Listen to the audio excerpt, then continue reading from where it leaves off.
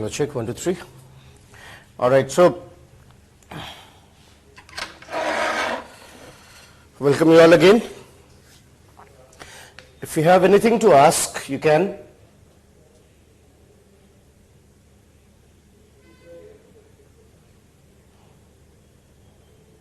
Anything?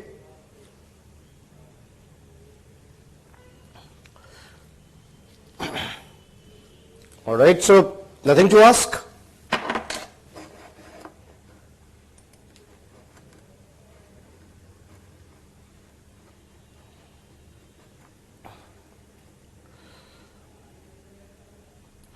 What is a clearing house for debt instruments issued by private companies, commercial paper, debentures?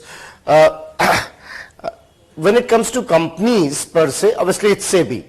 SEBI is associated, wherever they are trading, wherever they are listed. For government, you know that it depends that what kind of security it is. If it is, for the chances it is going to be Clearing Corporation of India, right? So for other than government organizations, we have Clearing Corporation of this SEBI associated clearing houses, and for government we have Clearing Corporation of India. Any other?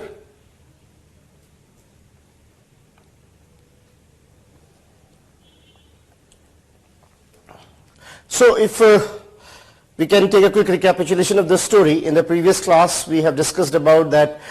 First, we understood what are derivatives. I told you that when it comes to derivatives, they can be largely viewed into anything which is deriving its monetary value from some underlying asset, right? That is called derivative, which could be forward derivative. Forward derivative do not enjoy any legal position per se, and that's why there is always a counterparty risk.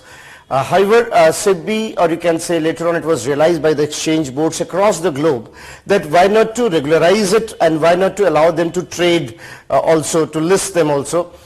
And this way we got what is called future derivatives. So in the future derivatives, they are tradable instruments which can be traded, and I told you that you can get what is called some initial amount deposited, and you can get the derivative, and a particular day will be decided by the exchange on which it will be settled. Like in case of India, it is the second last working day of the month on which these derivatives are settled. So that's how we got, when we say future derivatives, any kind of derivative, it could be of anything, it could be precious metal, base metal, energy, as you say that they are on MCX, or it could be agriculture as they are in NCDX, anyone. But that is something which is, something which is for the future, and however, there could be option derivatives also, and that's why they are putting together called F and O. When we say option derivatives, in the option derivative we have two options. So here at the time of agreement, at the time of contract itself decided that whether it's going to be call option or a put option. In the call option, it is buyer's freedom, that whether I take the call to buy or not. In the put option, it is seller's freedom, whether I want to sell or not, and accordingly the arrangements are made. There were a provision of contango or badla also, but SEBI has discontinued it, saying that badla was that if you cannot meet the promise on the given day of settlement, you can borrow more time, let's say up to 70 days, by losing your deposit money. Whatever margin money has deposited, by losing that money, by sacrificing that money, you can borrow more time. But it has been found that it has been done for wrong reasons, and that's the reason why contango or badla has been stopped now.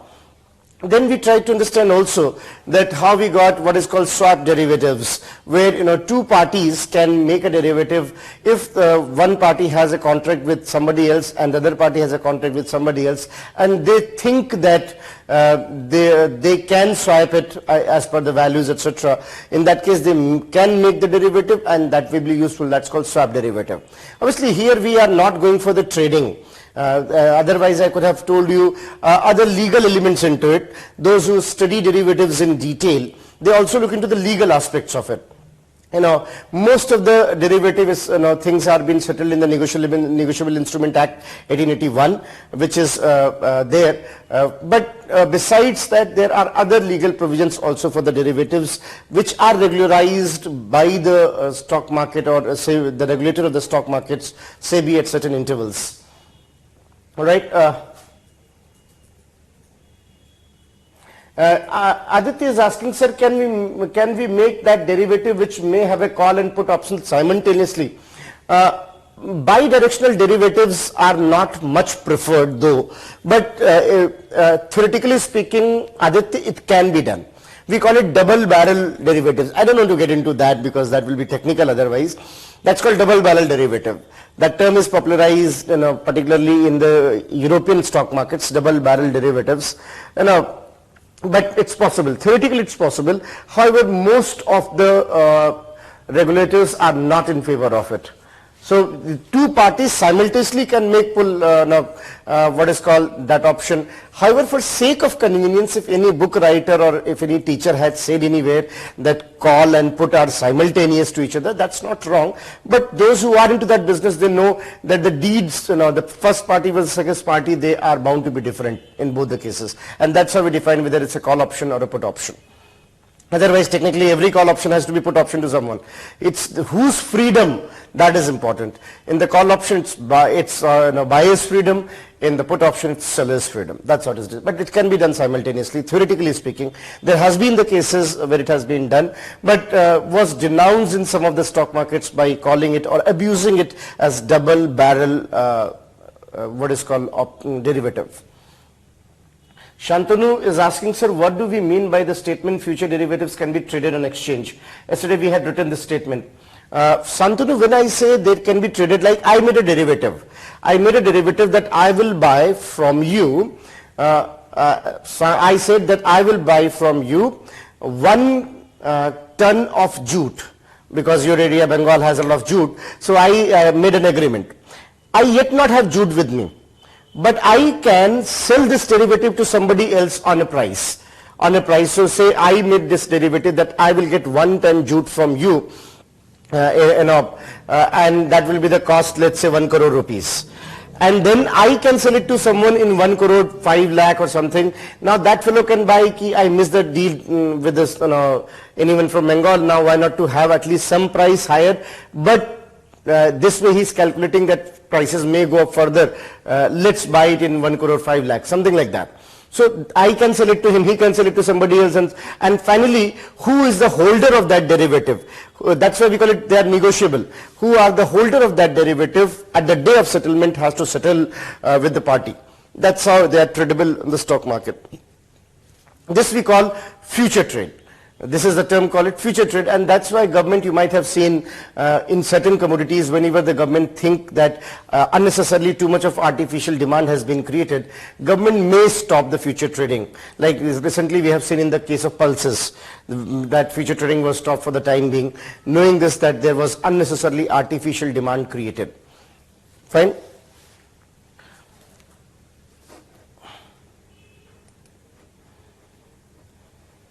So, and sir, our census is tanking since April 2020, and that were the manifestation of the decline. Our census is tanking since April 2021. That would be a little wrong. It has tanked yesterday, and that was expected. That's what I told you, Warren Buffett effect. Because it has been almost 10 days, Warren Buffett is keeping the money with him, but not investing anywhere. This is putting, a kind of tension in the stock market some way, that why, and then we had this IPO crash of Paytm. That was something which has impacted in when the market has gone yesterday down. I think today it has corrected. When I was coming here, I had a quick look. It has corrected a bit. I exactly know how much point it has corrected. That would be, that I'll see at the class, but it has corrected today. There was some correction in the market. So it has tanked. Yesterday, you can say, tanking means it's going down, declining, that is tanking. I have told you already, tanking means going down, right? Going up is bullish, going down is bearish, and if suddenly going down with huge point, tanking. That's how the term is, bullish, bearish, tanking. I think, Anshul, you're clear now what tanking word mean. So it has tanked yesterday, right? So, there has been fluctuations in the last one can say fortnight. There has been fluctuation in the market, right? And otherwise market was, it will be wrong to anticipate here. We all know that, the way things are happening. In fact, this Paytm thing is definitely a setback. Because look, the issue price was 2,160 and the moment it got listed price was 1,860, clearly indicating a sudden 27% decline. That clearly proves that fundamentals were not good. That's why I told you that while investment, people should look at the fundamentals of the things, not going for the euphoria. Yes, overvaluation of the share, and now the investment bankers, you know the underwriters, who they are, who are the investment bankers. Now they actually overvaluated it, no doubt about it. It was overvaluated, right? Sir, you can call Jhunjhunwala bearish. He called himself bullish about Indian market in the today's enclave. Yes, he was earlier bearish. I have mentioned it. Watch that carefully. That in the Harshad Mehta time, he was in the bear cartel. But he changed his gear after 2000, particularly after 2002, when he came aggressive into the stock market. After that, and you know what, there is something, there is a very famous saying in Hindi that says, अक्सर वो कहते हैं मेरे अपने हैं, अक्सर क्यों कहते हैं हैरत होती है. So Jhunjhunwala, still I think the bad habits die hard, that way. So he might call himself bullish, but somewhere deep inside he knows that how bearish market can benefit.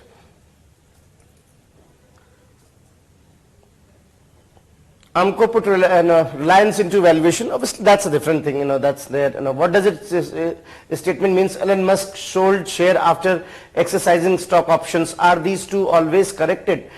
Look what he has done. He has done. Elon Musk, then Alibaba. In fact, Paytm share. That is one thing. I don't know. Should I go case specific or not? But Paytm's total IPO value, which was floated this time, was 18,000. Crore, roughly 18,000 crore. Out of that, a sizable is Alibaba's share. Alibaba's share is there. Alibaba and that bank's share is there. So Elon Musk, Alibaba, many of them are now looking into the other options. They are into the flotation process. That's why these things we are.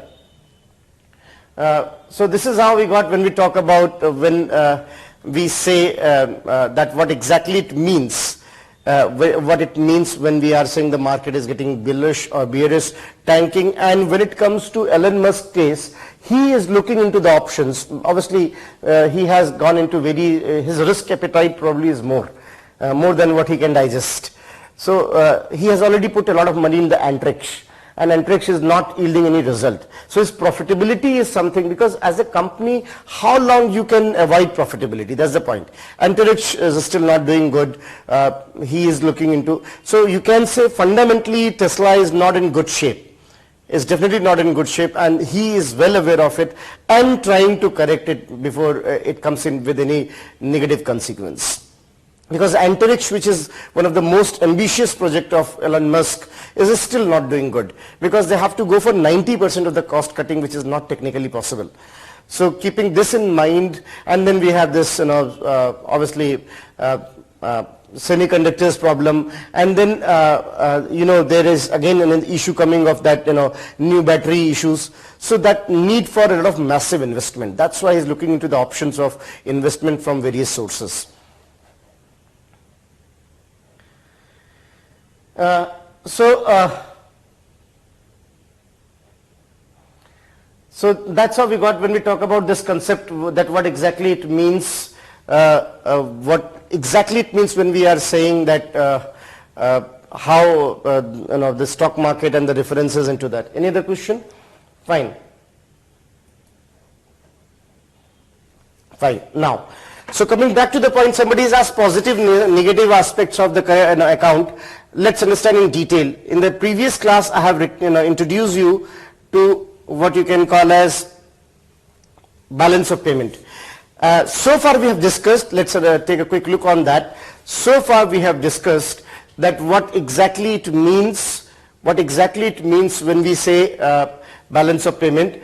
Before that, I told you that how we got this Bretton Woods conference. In the Bretton Woods conference, we got standardization. There were three major issues in the Bretton Woods conference because as the world economy has slashed, so we got three major concerns. First was how to help the poor economies so that they come back on the track. For that, World Bank was made. Second, I told you that how to standardize the calculations. IMF came with that idea. And third, I said that how to get that idea of what is called making international rules for trade. And that's how we got this consideration of WTO. We'll discuss each of them, but first thing now we are supposed to discuss is what is balance of payment. So in the previous class I have told you, and I told you that we follow balance of payment manual of IMF. If it, in fact, if possible, I would like to show you that manual.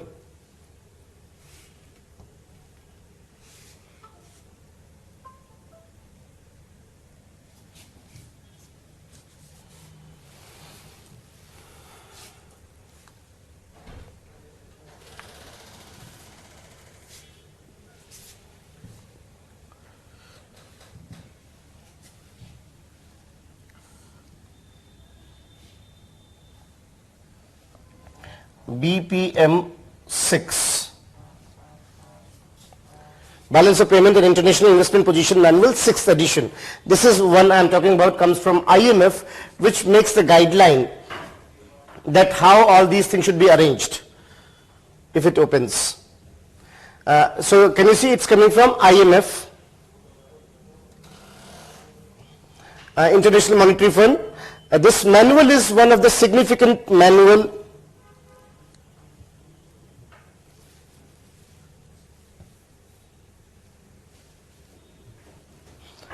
It's okay, no issues.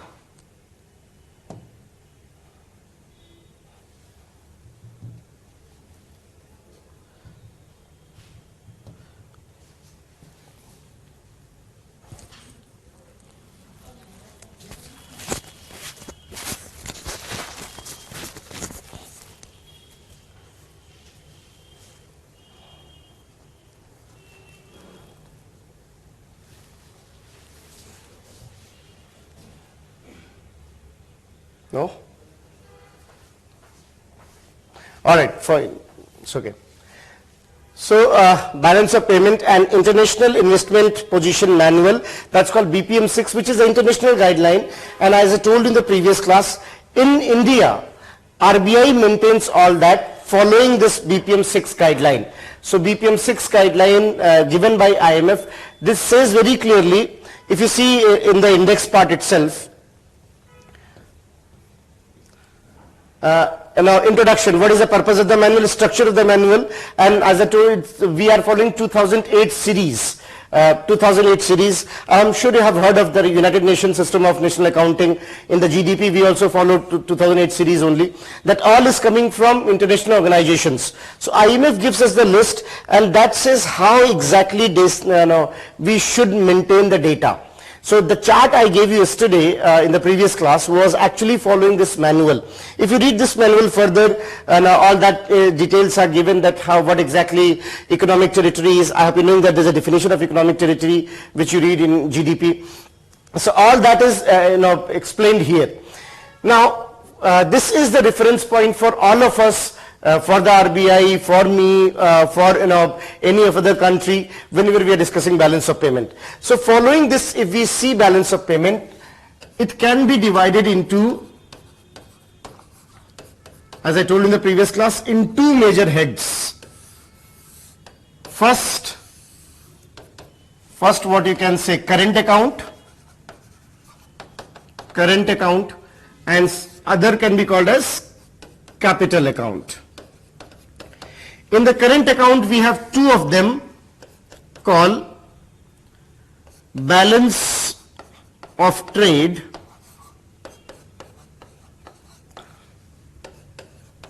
and balance of invisible. In the invisible, we have three major categories.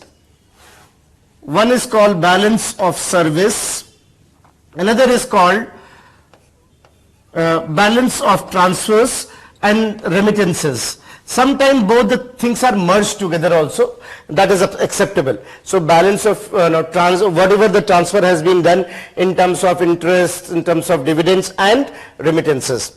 In the capital we have three clear heads. One is investment.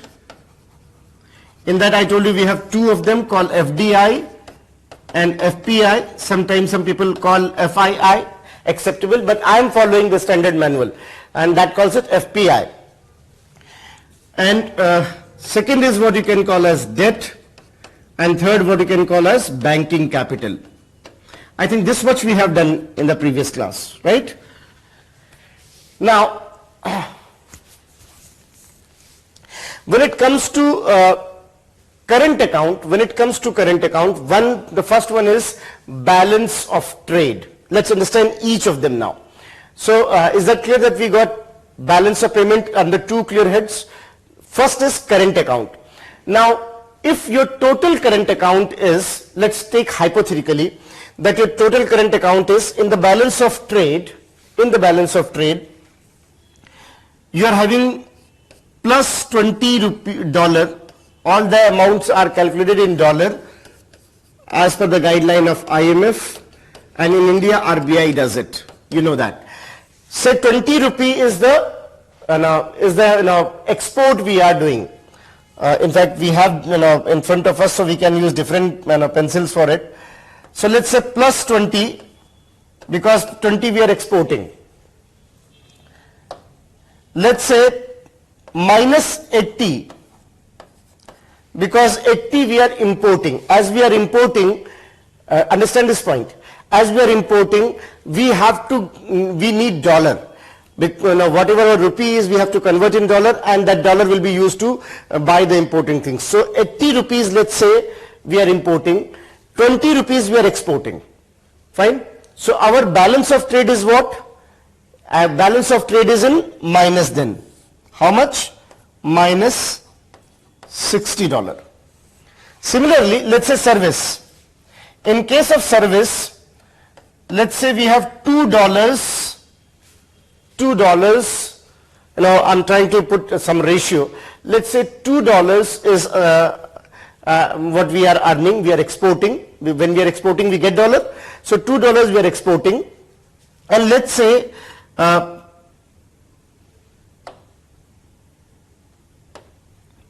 $1 we are importing. Let's say $1. So here we are in surplus. Plus $1. Again, let's say in balance of transfer, from outside, who have invested in India, from the outside, definitely will be taking return back home. In that case, let's say we are having minus $1 going out, and let's say we are having $0.5 coming in. So the final situation is, it's in deficit. How much? $0.5. Remittances. Overall remittances are coming positively to us. So let's say this amount is coming in green color. To make calculation easier, I am calling it plus $0.5. I have given you now a rough estimate for sake of understanding. So by looking at this balance sheet, what you can see, balance of trade is negative. We are in what is called balance of trade deficit. Balance of trade is in deficit. Balance of invisible, in service we are surplus.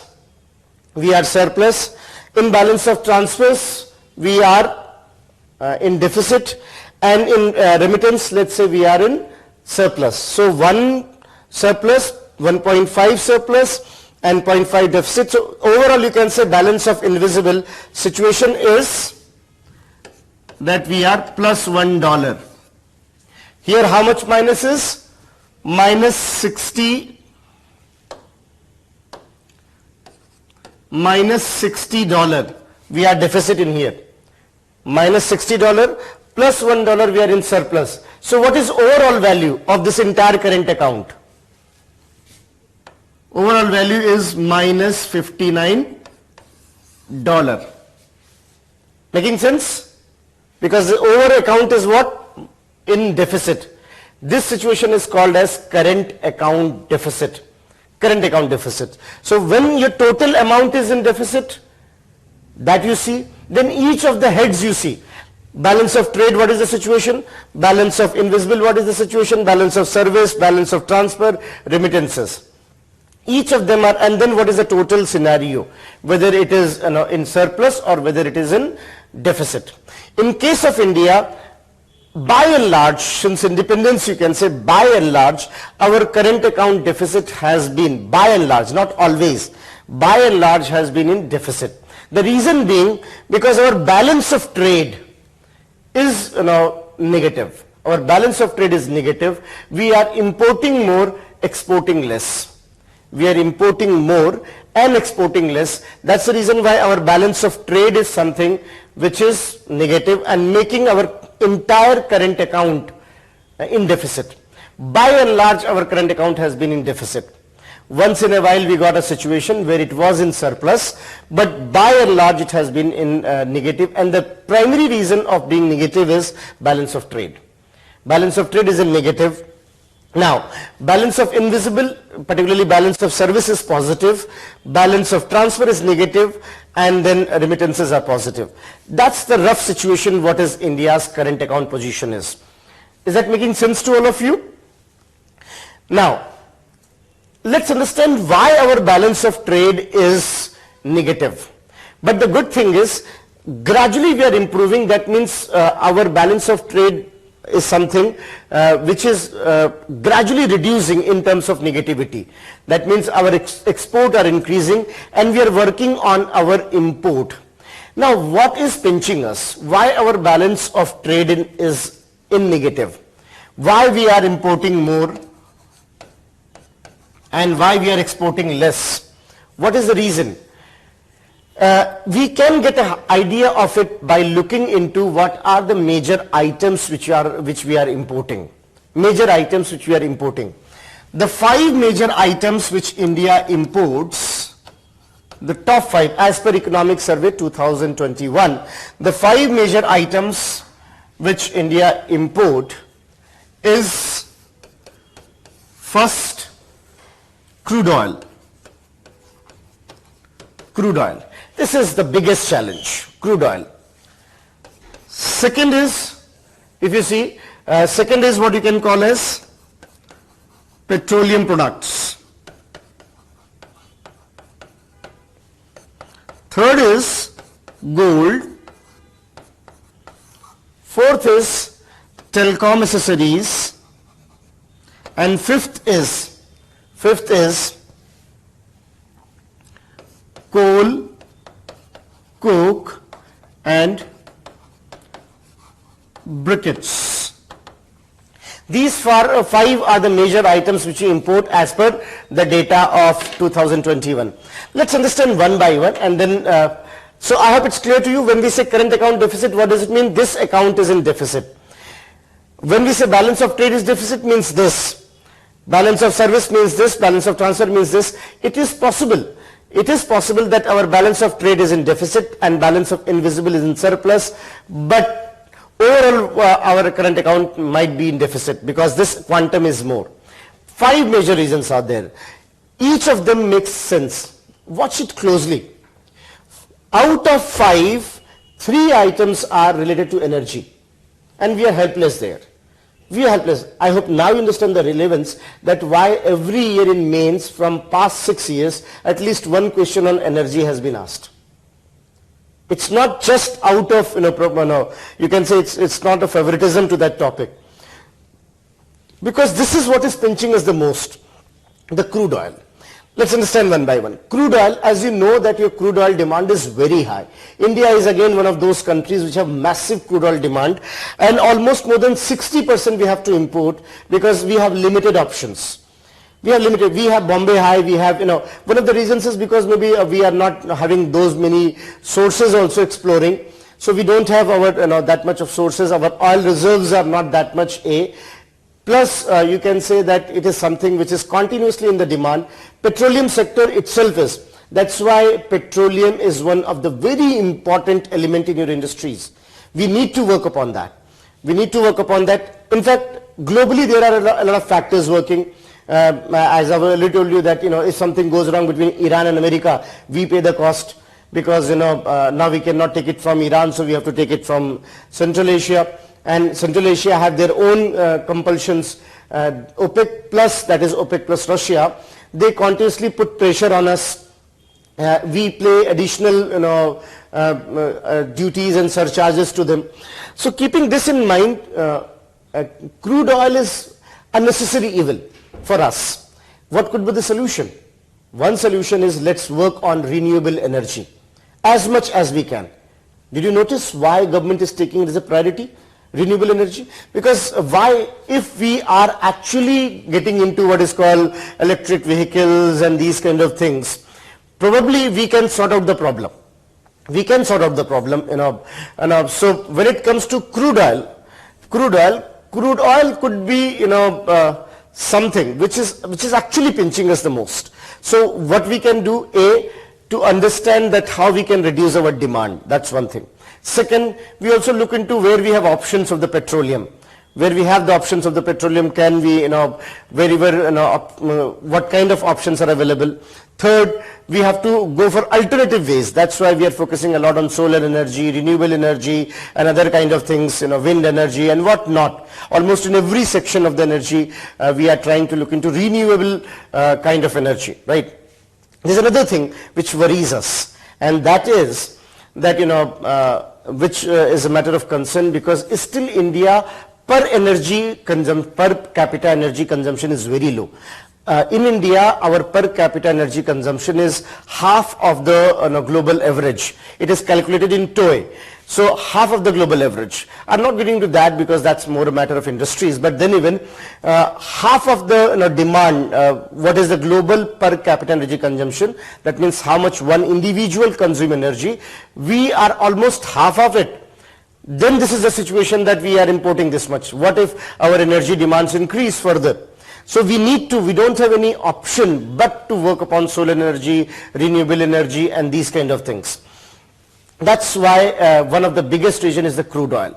Then obviously a natural corollary is petroleum products. Because in the petroleum sector there's another concern, and the concern is that if we purchase petroleum product from the outside, that means you're in the petroleum industry, I don't know whether you have done it or not, whatever, but I would like to say one thing, that in petroleum there are three elements clearly. One is what you call upstreaming, when you are extracting petrol from the earth, that's crude oil.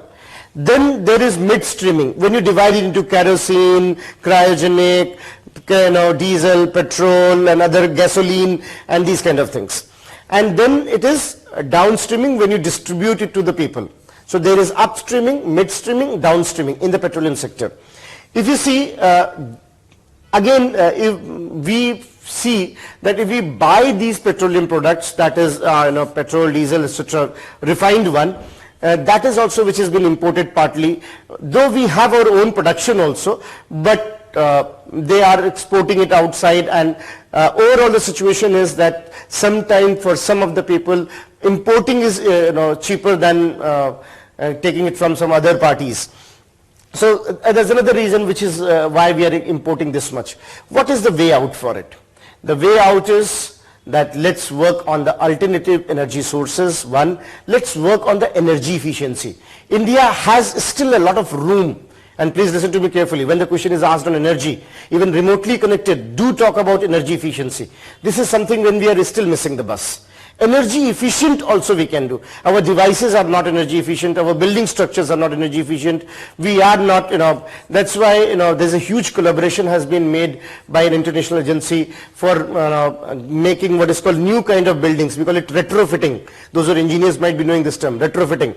So that we can make new kind of air conditioning system which does not take that much of energy, and a lot of such things we are working upon.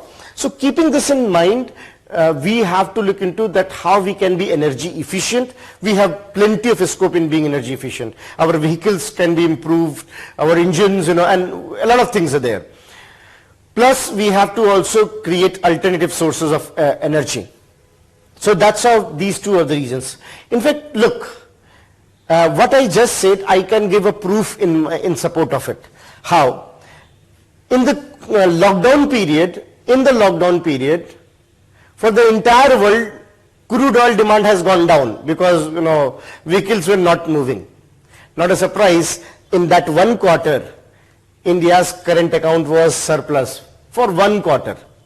But this kind of surplus is not good because we were not having economic activity, and that's why there was no demand of the petroleum, so no import happened. In that one quarter of, say, April, May, June of 2020, India has witnessed current account surplus. In fact, many people were asked last year in the interviews this question. We got current account surplus. Is it a good situation? The answer is a clear-cut no. This kind of current account surplus is not good where economic activities are not taking place. We should be working upon that we are not importing these things. That would be way out. So the best way to maintain your current account in surplus could not be this, that don't import and stop your economic activities and have lockdowns. The best way could be that, let's import more, let's import less. Both the side we have to work. Import less, export more. So crude oil, petroleum products. In fact, during the lockdown, we have done one more thing. Let's understand here only. You might have heard of this thing. India, as we are not having our own petroleum much, at war front we are on the back foot that way. If, say, God forbidden, if we got a war with our good friends Pakistan or in the eastern side, do you know that maybe our tanks are waiting for the fuel? Where we have the fuel then, if the war situation arises, right? Now, because Pakistan is a member of Organization of Islamic Conference, they can put a pressure, and maybe for the time being, you might be knowing this organization called Organization of Islamic Conference, OIC, very important member. Though despite the fact that we are second most populous Muslim population, we could not get that membership. That put a question mark still. Whatever. But now, keeping this in mind, in 1998, we have done one thing. Now you must be wondering, sir, you said that for 3 months our current account was surplus. Then why it became deficit? Because lockdown to continued up to almost September. We sensed one thing, that this is the right opportunity. As the crude prices are very low, let's do one thing. In 1998, when we got this Kargil things propping up, we realized that we need to have strategic petroleum reservoir at our disposal, which should be kept only for the defense purposes, because they might use as a tactic. If war happens, God forbidden, if war happens, we will be at the losing side because we might not be having the petroleum. They can block us on that. So keeping that in mind, in 1998, Petroleum and Natural Gas Ministry came up with the concept that why not to make strategic petroleum reservoir, Indian Strategic Petroleum Reservoir, and for that a company was made under Oil Industry Development Board called Indian Strategic Petroleum Reservoir Limited. Indian Strategic Petroleum Reservoir Limited, a company was made, and that keeps a huge petroleum as a reservoir. So we have huge petroleum reservoir at 4 places as of now. One is Padur, Udupi, Karnataka. Another is Mangalore. Third is Visakhapatnam. Some people call it Vizag. Still people are calling it Vizag. Visakhapatnam. Fourth is Chandikhol, Odisha. And the fifth we are working on the west front, Bikaner, which is under construction. So we were knowing this is the right opportunity in the COVID because worldwide crude prices were slashing. Even in the future derivative, it became minus also. You might have heard that news. That time people thought that petroleum will be in minus. That means they will be giving it for free. No. In the future derivative, it became minus. You understand now derivative. So some people might have purchased at a higher cost and now they were selling it knowing this that prices will go down. So that time we purchased huge petroleum reservoir. We purchased crude oil and we kept it in ISPRL, knowing this that this reservoir will help us whenever emergency situation arises. We are also into what is called some kind of agreement now with USA on this. The USA recently, Biden had said that can we use your reservoir also in case. So far we had said no. Maybe in future we may develop a consensus, because there is one lighter petroleum product called West Texas Intermediate. We want to have access, and America is ready to make a reservoir for us regarding that. West Texas Intermediate is one of the lighter petroleum product, which is very popular in USA. When this happened, look, last year prelims the question was asked, West Texas Intermediate is related to, and the answer is petroleum. Now, why I should not call this question to be easier? Because strategically India has done very important thing. And if you're not listening to it, that's your fault. We have sensed the opportunity that this is the right time to get our reservoir filled. So we make huge bell inside the earth, in the deserted areas. Obviously it has not to be close to where people are residing to avoid any unfortunate situation. So we have deep reservoirs, and in that we are keeping that petroleum. So that's how we are ready for warlike situation. USA have wanted in principle that if something goes wrong, can we access to that? So far we had said no, because we know that there is something, some tussle is going on between China and US continuously. That may be the reason why they are accessing the potential situation. But we had said clearly no to it as of now. With the Japan, we are continuously in touch with the crude oil. We are working on that. Various other centers where we are having, Russia has been our trusted partner. So there is a proposal of the pipeline also. But there is a problem at two things. One is our Pakistan and other is Azerbaijan. Azerbaijan is another conflict zone. I hope you're knowing this country. So keeping this in mind, we are looking into all potential options, but at the same time, our primary focus is renewable energy, green energy. We are trying to, in Glasgow, our diplomacy was very clear that we'll focus on the green energy.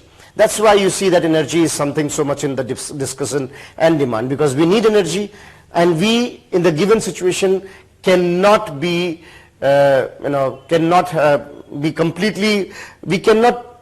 completely settle down our relation, because one of the statistics I was looking into by the Bloomberg, and that says even if India start today at a war front, it will take 25 years to replace petroleum vehicles from India. 25 years. That means for next 25 years we have to understand that this we have to bear. This we have to bear, and so and so. So that's how we are working upon these things, that how we can reduce crude oil, petroleum products. The third thing is gold. Now,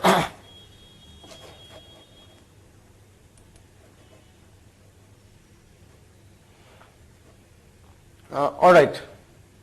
Yes, Bureau of Energy Efficiency is working on it. That's right. Thanks, Shubham. Sir, as we majorly based upon Gulf countries, which is war-prone countries having regulatory tension, so we have to find an alternative. Yes, but where is the alternative? That's the point. Very good, Giridhar. Very good. That means you are aware of. Yes, you're right that we are looking to the Georgia route also. But the terrain is not favorable. I don't want to get into it, but really, I'm impressed that you are informed that we are looking to Georgia, but terrain is a little that will inflate our cost. But overall, that is the potential option we have. That's fine. All right, good. That means you're listening very carefully. Now, when it comes to gold, gold is another concern. Now, what is our position in gold? Let's understand. A, we are gold lovers. We are gold lovers. Second, India is a big market for gems and jewelries. India is a huge market for gems. We export. If you see in the exporting side, we are third. If you see in top 3 exports, our third is gems and jewelries, precious metals and all. India is a place where gems and jewelries, furnished gems and jewelries, and these kind of, those who are from Surat might be knowing, those who are from Jaipur might be knowing that how there are some big diamond traders, there are some big gold traders dealing in gems and jewelries and semi-precious metals, all those stones, what you call, different names are being used. There's another reason that you should be knowing. as you guys are informed, and I'm really liking discussing all these things to you, the way responses are coming. There's another thing which you should be little aware of. You know what? There's a Kimberley process. Kimberley process since 2003. As per Kimberley process, in the Western countries, they cannot buy conflict diamonds.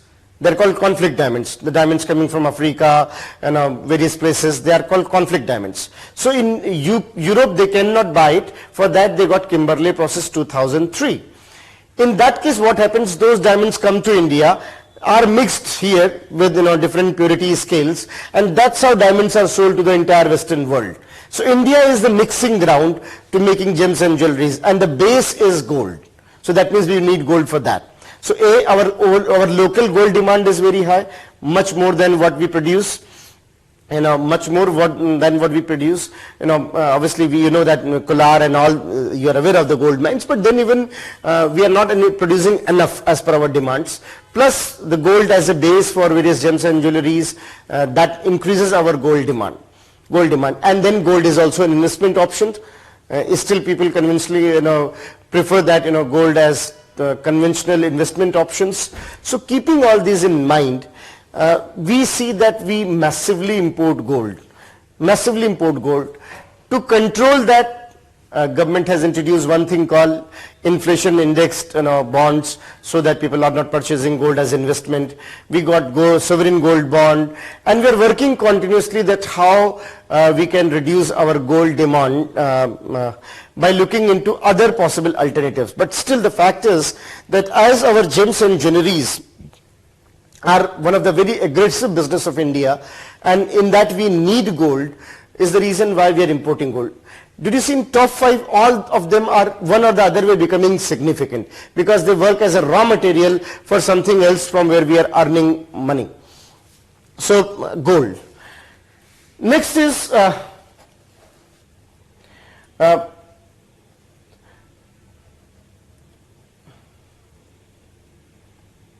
right. We have started working with the USA, Israel. We are looking into several options. Iran is something which we are helpless. Iran is our trusted partner, no doubt about it. But we are little helpless because, Iran and Uncle Sam, their relationship is like Salim and Anarkali wala.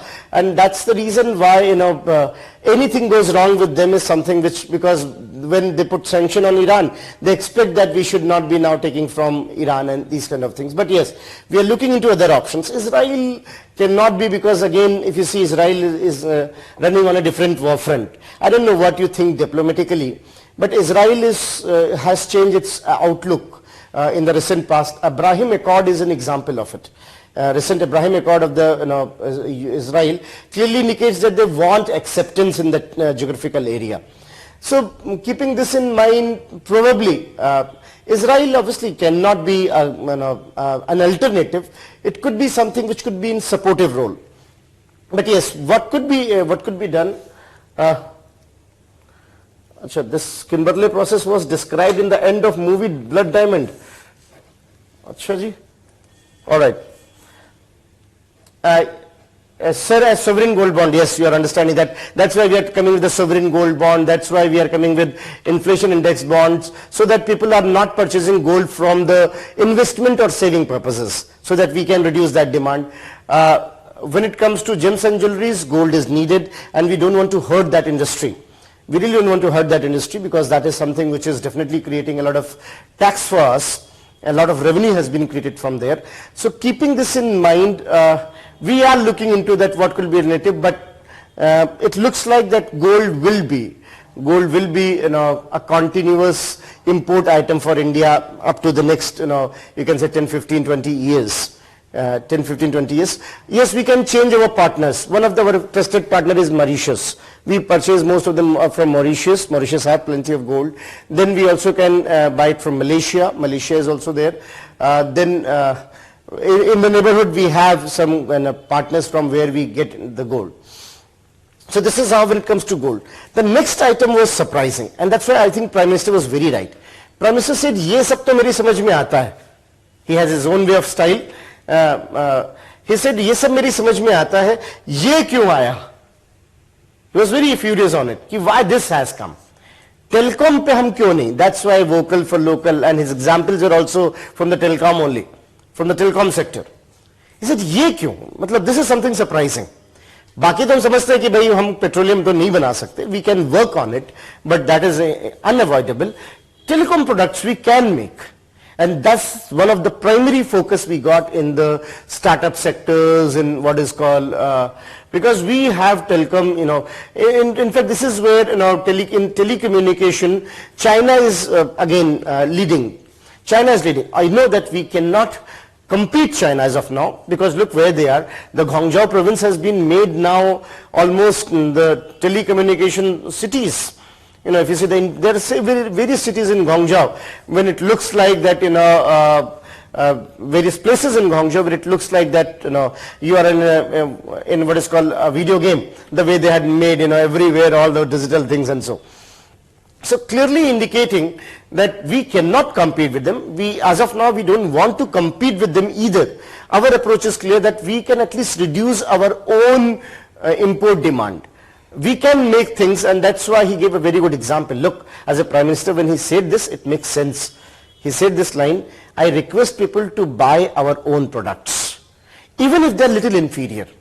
Because if you're not buying, just because they're little inferior or little expensive, if you're not buying, in that case, how they will get money for improvisation, for R&D. So provide some support, and this call has worked. We have seen this time that in telecom, because we are working on 5G, obviously we would like to have what is called, our demands are going to shoot up. That's why you might be knowing that China has officially, the Chinese foreign representative has officially said India not to impose these kind of bans which they are trying to. They will take up the matter to WTO also. So this is how, this is one thing, and that's their right, they should take it, there's nothing wrong into this. But we can create that much of competition, at least to fulfill our own demands. So that's how we got telecom sector. Coal is another concern. We have seen that we are helpless because our most of the energy is been from coal. And then there is one thing, because as most of the private companies do not have assured power supply, they have their own captive powers. Captive power is when they got their own generator, their own mini power station, and making electricity. There are many of them. They have their own captive energy. That means they themselves have mini power stations, buying the coal and combusting it. Obviously it's expensive for them, which cost us more, but at the same time, as there is no guarantee of the power supply continuous, is one of the reason why they go for it. And that's the reason why coal demand, and we know internationally coal demand is something which has gone through serious hit because of the disasters we had. So coal is another thing. Coal, coke and briquette, they all are combustion items. Briquette is a wooden stuff which we buy for energy purposes. That's the reason why our Prime Minister almost in every front is working upon to make sure that, when I say our Prime Minister, please don't look into a political dimension. I told you that I'm least bothered about who is the political party running the show. The important is that who is the Prime Minister and what is the approach of the government. That's, So when it comes to coal, coke and briquette, this is what we are working upon. So if we really work on renewable energy, if we really work on one, because look, this could be a smart move that if the entire world is being converted into one grid. Because there are very places where we got this energy thing coming up. And in India, there's one more thing very surprising, that we are not among those countries who are underproducing energy. We are producing enough of energy, but then we have grid problem.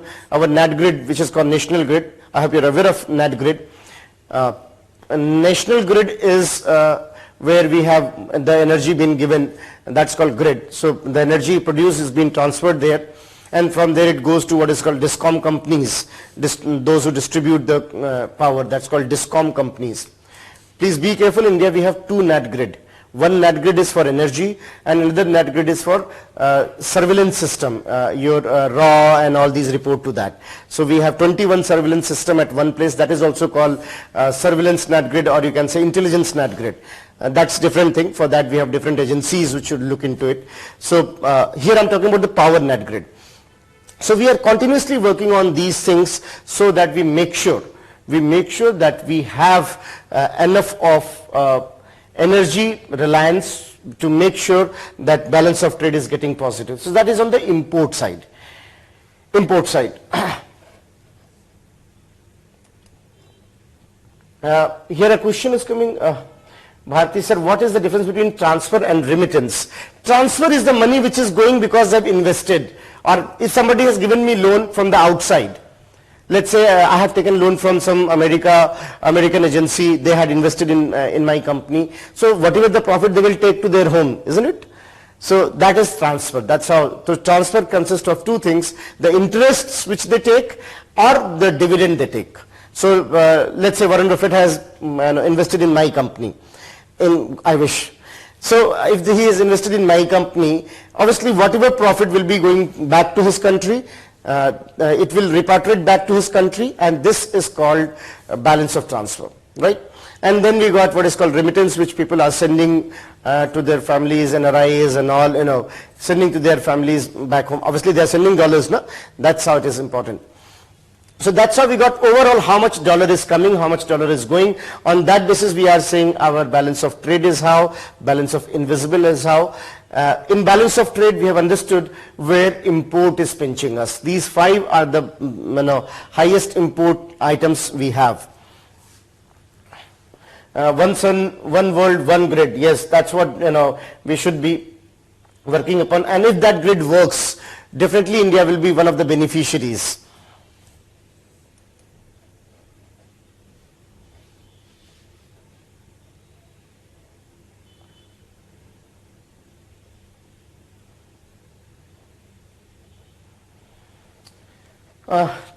And Chandikhol is in Odisha. Chandikhol is in Odisha, not Chennai, Anshul. Chandikhol is in Odisha. We'll talk about it. Chandikhol is in Odisha, and one which is under construction is in Bikaner, Rajasthan. Well, right, don't worry, listen to it as of now. I want this story to be printed in your mind first. Writing part can be, I told you that we are not here, you're not here for stenography purposes, right? You are to understand the things. All these things are given, will be given in economic surveys also, but provided you can understand that. So that's what I'm working upon, that you should be understanding the heads properly and how it works. So balance of trade is clear to you. Import side, these are the constraints. How we can promote export? To promote export, what is needed is that we should be having what is called more R&D, more innovation. Even we are having now dedicated special economic zones for it. You might have heard of special economic zones in industrial policies. So we got special economic zones where we are trying to have what is called more export oriented things which is required. So we have special economic zones in which different tax tariffs are given to them. Then we have what is called, to promote export, we have changed our export policies also to make sure. In fact, if you're following the news, 2 days back there was a news that if they have not used their export-import license from 2014, and that code might be discontinued now. So I had got a separate heading for it, maybe 15-20 minutes, that what are exactly the tenets of the likely trade policy which will come, because it was supposed to come in 2020, but because of the COVID, it got delayed. So recently the minister had said that it will be now working afresh in 2022. So when it comes to export, we are trying to promote that how we can go for special economic zones. We are also working on the network products. There are several network products in which India got a comparative advantage. And now we are working into that how we can make those products and so and so. Because if you see top 5 export item India is having, to differentiate, I'll show in the green color. The top 5 export items India is having is, first, petroleum product. Second, which is probably the future, the pharma sector, petroleum sector, the pharma sector. Third is gems and jewelries, in that precious metals, what you can say, precious and semi-precious metals. Fourth is iron and steel. And fifth is what you can call as petroleum product, pharma, gems and jewelries, and then we got iron and steel, and the fifth is what comes into electronic goods. So these are the top 5 products which we are exporting.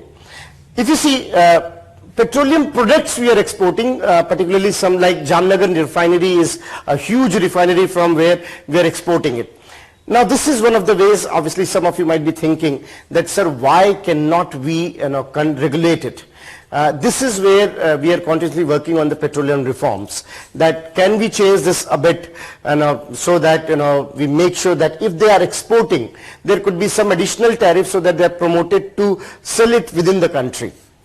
Then pharma is something which has emerged as a potential sector in India, and we are working on it. That's why for pharma, we got pharma parks, drug parks, and product linked intensive incentives, what you call PLI. So production linked incentives are being given for pharma sector.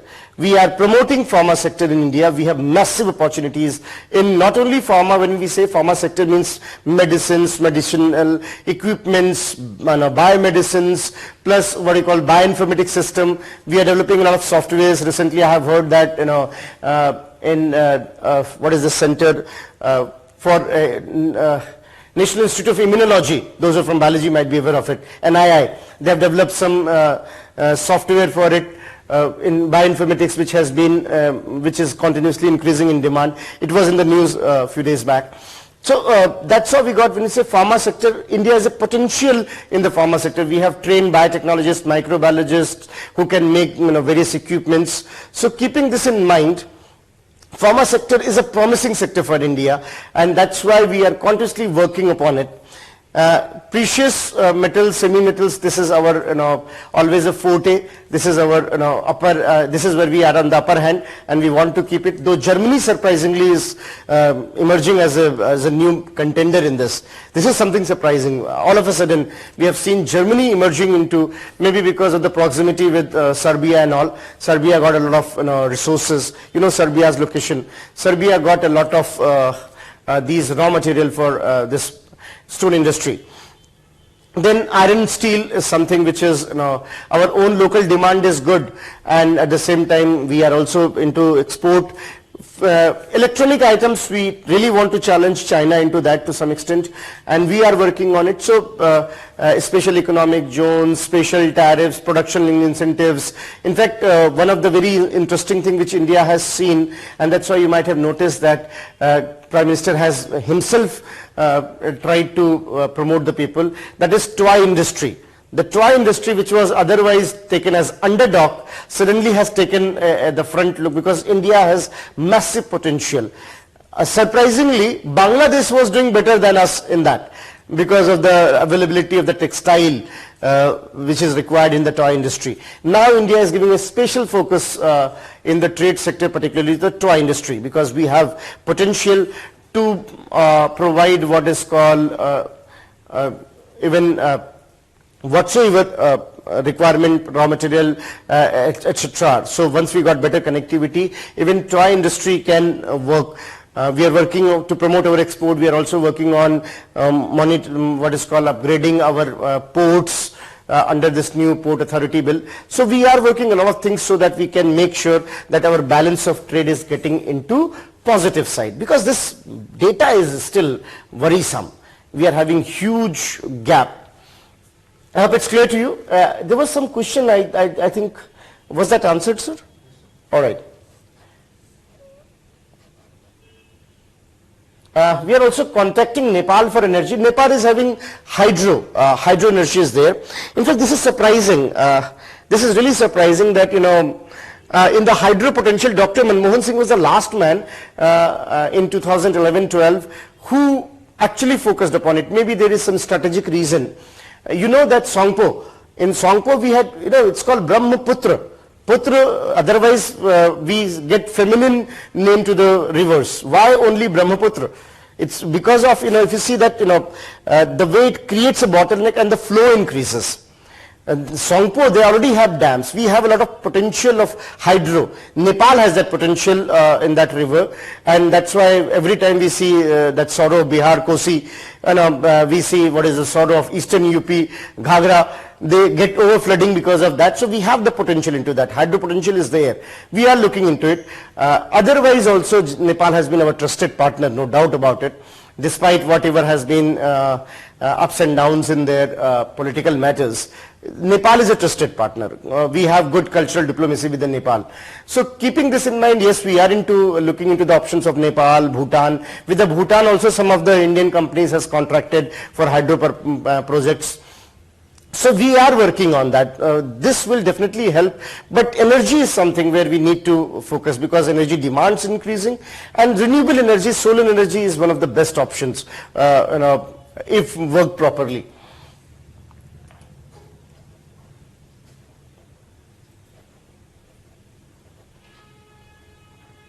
Yes, so we got this triathlon. All right, very good. Very good. So we have that triathlon, and that's how where we are working upon promoting this toy industries because it has a potential. So far we are taking as underdog, but the recent data are surprising. The demand is decent enough. Is decent enough. So that's how we got when we talk about how we can work upon our balance of trade. So once I hope this balance of trade heads are clear to you.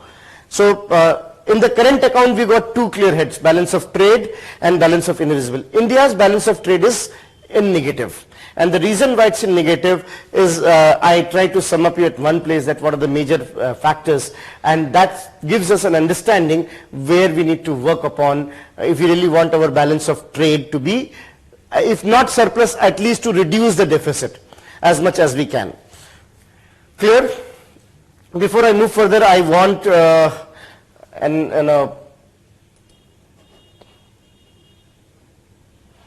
Shubham is asking about China is, and that's why we have to handle it carefully. China is, dealing with China is like catching the knife. If you're not smart, you may harm. So we should be careful. We should be a little careful. And yes, China has got, I think, world's biggest dam potential-wise on Shangpo. So this is how Shangpo is the name of Brahmaputra there. So when it comes to hydropower, we have the potential. We can work upon energy efficiency. We are working upon it. We can work upon what is called renewable energy. We are working, and the good news is that our renewable energy percentage is continuously increasing. That's a good news. So this is how we got balance of trade thing. Is that clear?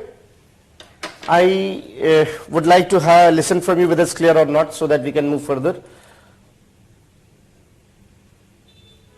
How current account deficit in positive is not good. Current account deficit means there is negative. If it is positive, then we call it current account surplus. There is nothing called positive current account deficit. Current account deficit means it is in negative, and if it is in positive, then we call it current account surplus. So if it is in lesser, current account deficit. If it is positive, current account surplus. Current account surplus is a good situation, definitely, because if there is current account surplus, that means that we are in a comfortable position and we need not to buy dollar all the time. So let's understand this point here also, one more thing. If it is clear, let's understand one more thing. So did you notice here, we had minus $69 deficit. That means India has to have minus $69 in the pocket all the time. RBI has to have minus $69 with them, because every time dollar is needed.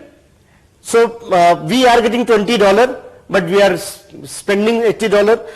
Overall situation is that we are minus 69. So we should have always $69 at our disposal. If this reserve position is not there, and if the country is not in the position to have dollar, that is what you call balance of payment crisis. Please, it's not a rocket science. It's a simple layman's way. I went to Europe. I have to spend into pound sterling, or I have to spend in euro. I'm not having enough of euro in my pocket. That creates a crisis. That's called balance of payment crisis. That's balance of payment crisis. Simple. So what is my likely expenditure? That much of pound sterling I should have in my pocket. That much of euro I should have in pocket. Similarly, as everything is done in dollar, I should have this much of dollar. RBI must have this much of dollar. That's the reason why if any country is having current account deficit, always is worried what is his current currency's strength against dollar. Because if his currency is getting weaker, let's say rupee is getting weaker against dollar, RBI has to spend more rupee to get those dollars if we are in deficit. If we are in surplus, no problem. That's why we want our current account deficit to go as minimum as possible. There has been time last quarter for the first quarter of 2020 where we have witnessed that we were in surplus, but that's not a right approach. That's not a right approach because it was in surplus as there was no economic activity at all. So no import taking place, no demand of energy. So that was kind of hibernation, and that's why we have seen that our current account was up. Way back again it was 2002. So after 2002 we got in 2020, almost 18 years after that it came in surplus. Our current account deficit has been continuously into a matter of concern. That's why in a country like India, it became a habit to think that if currency appreciates against dollar, that's a good thing. I told you, it depends. If I'm importing more, then currency should appreciate. If I'm exporting more, then currency should depreciate so that my things look cheaper to the world. But in a country like India who got a long history of current account deficit, it runs into our blood that we think appreciation of the currency is good. That's the reason why we all think that if rupee is appreciating against the dollar, it's a good situation. It depends whether we are importing or whether we are exporting. All right. Shantanu sir, how is balance of service we can have imports? We'll talk about it. Sir, I think in new education policy also we have the provision of toy making in students. I'm not sure, but I think there is. In the new education policy, we have linked it with the industries. We have linked not only toy making. After class 6, we had made two things mandatory. One is coding is mandatory now. After class 6 onwards now, coding is mandatory. I think it's a very welcoming move. Look, China got advantage because they made coding mandatory in 1978. We are just 40 years delay. 1978 China made coding mandatory, and look the advantage they got in the electronic and this IT sector. We missed the bus. We actually missed the bus in 1970. We could have done that. We could have done that. Coding has been now made mandatory in the new education policy. That's one thing. Second thing which they have done in the education policy, that after class 6 it will be attached to the industry oriented things also.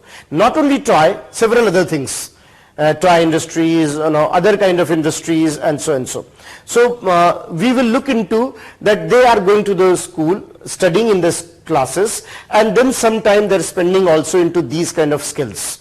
There could be several of skills possible, and we are making a list of it. We are going in the phase way.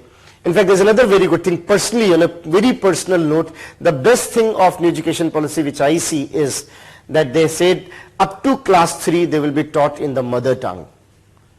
Mother tongue. That's the best part. In fact, we got Nipun Bharat. You might have heard this term here and there. Nipun Bharat is an initiative for that only. That up to class 3 we will be focusing on mother tongue and mathematics. The two things which a country of Ramanujam has been found massively poor as per the UNESCO report in mathematics. That was a disgrace for India, I should say. The country, obviously, I hope you're knowing Ramanujam, the man who knew infinity.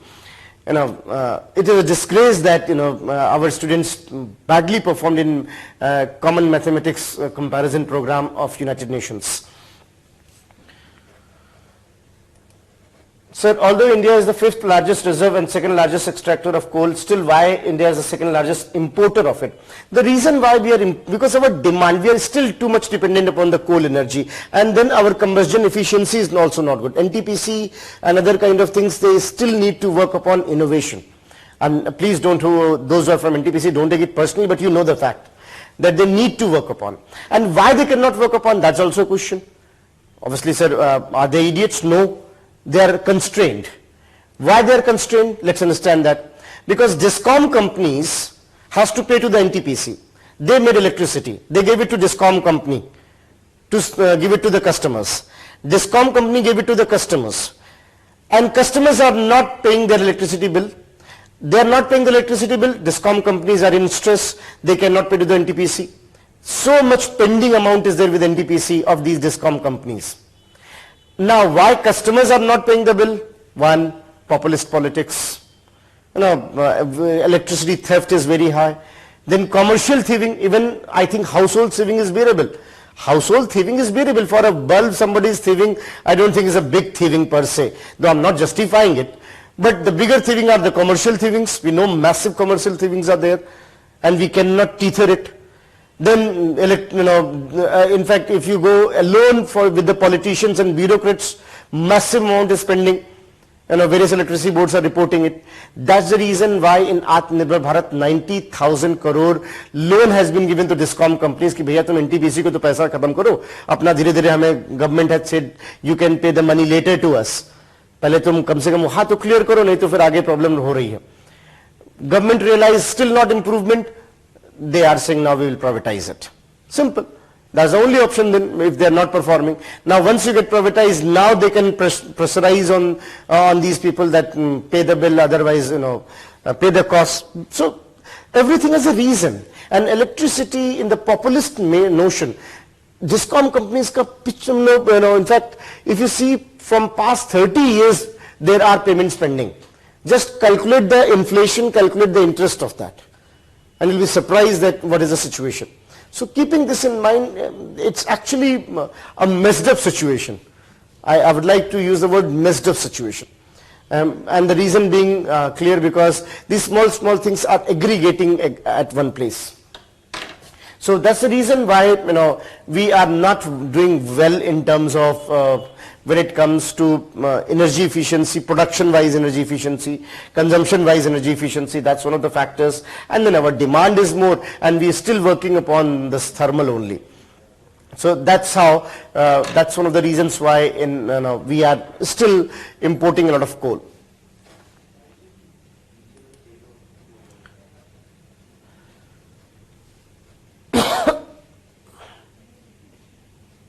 So that's how we got, when we talk about how we got this consideration of this balance of trade is now.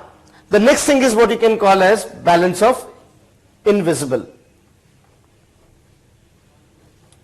When it comes to balance of invisible, in balance of invisible, we are on the positive side in terms of balance of services. Why? Because we are into software business, we are exporting a lot. Now when I'm saying exporting invisible, what does it mean? Obviously here you cannot see what is being exported. But if I'm exporting a software, if I'm giving any service to anyone, like your knowledge, these call centers of these banks, of these agencies across the globe, we are, we are hub of call centers of the companies of America. So are not we exporting our service? We are exporting our service. And that's why I told you service is something which you cannot see. That's why we call it balance of invisible. Balance of invisible is something which you cannot see, but we are exporting it there. So all the call centers which are there in Bangalore, which are there in Gurgaon, in Noida, what they are doing? They are exporting, and obviously they are being paid in dollar, and we get the dollar this way. So balance of service, one sector is export of telecommunication, software, and these kind of skills. That's one of the things. Another kind of thing is tourism. When people are coming to a country, we are offering them tourist services, and that's why we have 4 types of services we say. So tourism could be there, software could be there, financial services could be there, medical tourism is there in India. People come from various countries to India. Definitely when they come, they convert their currency in dollar, and this way they gives us dollar. So medical tourism is continuously increasing in India because we have competitive infrastructure with potential doctors on a cheaper price than any of the developed countries. That's why medical tourism is increasing in India.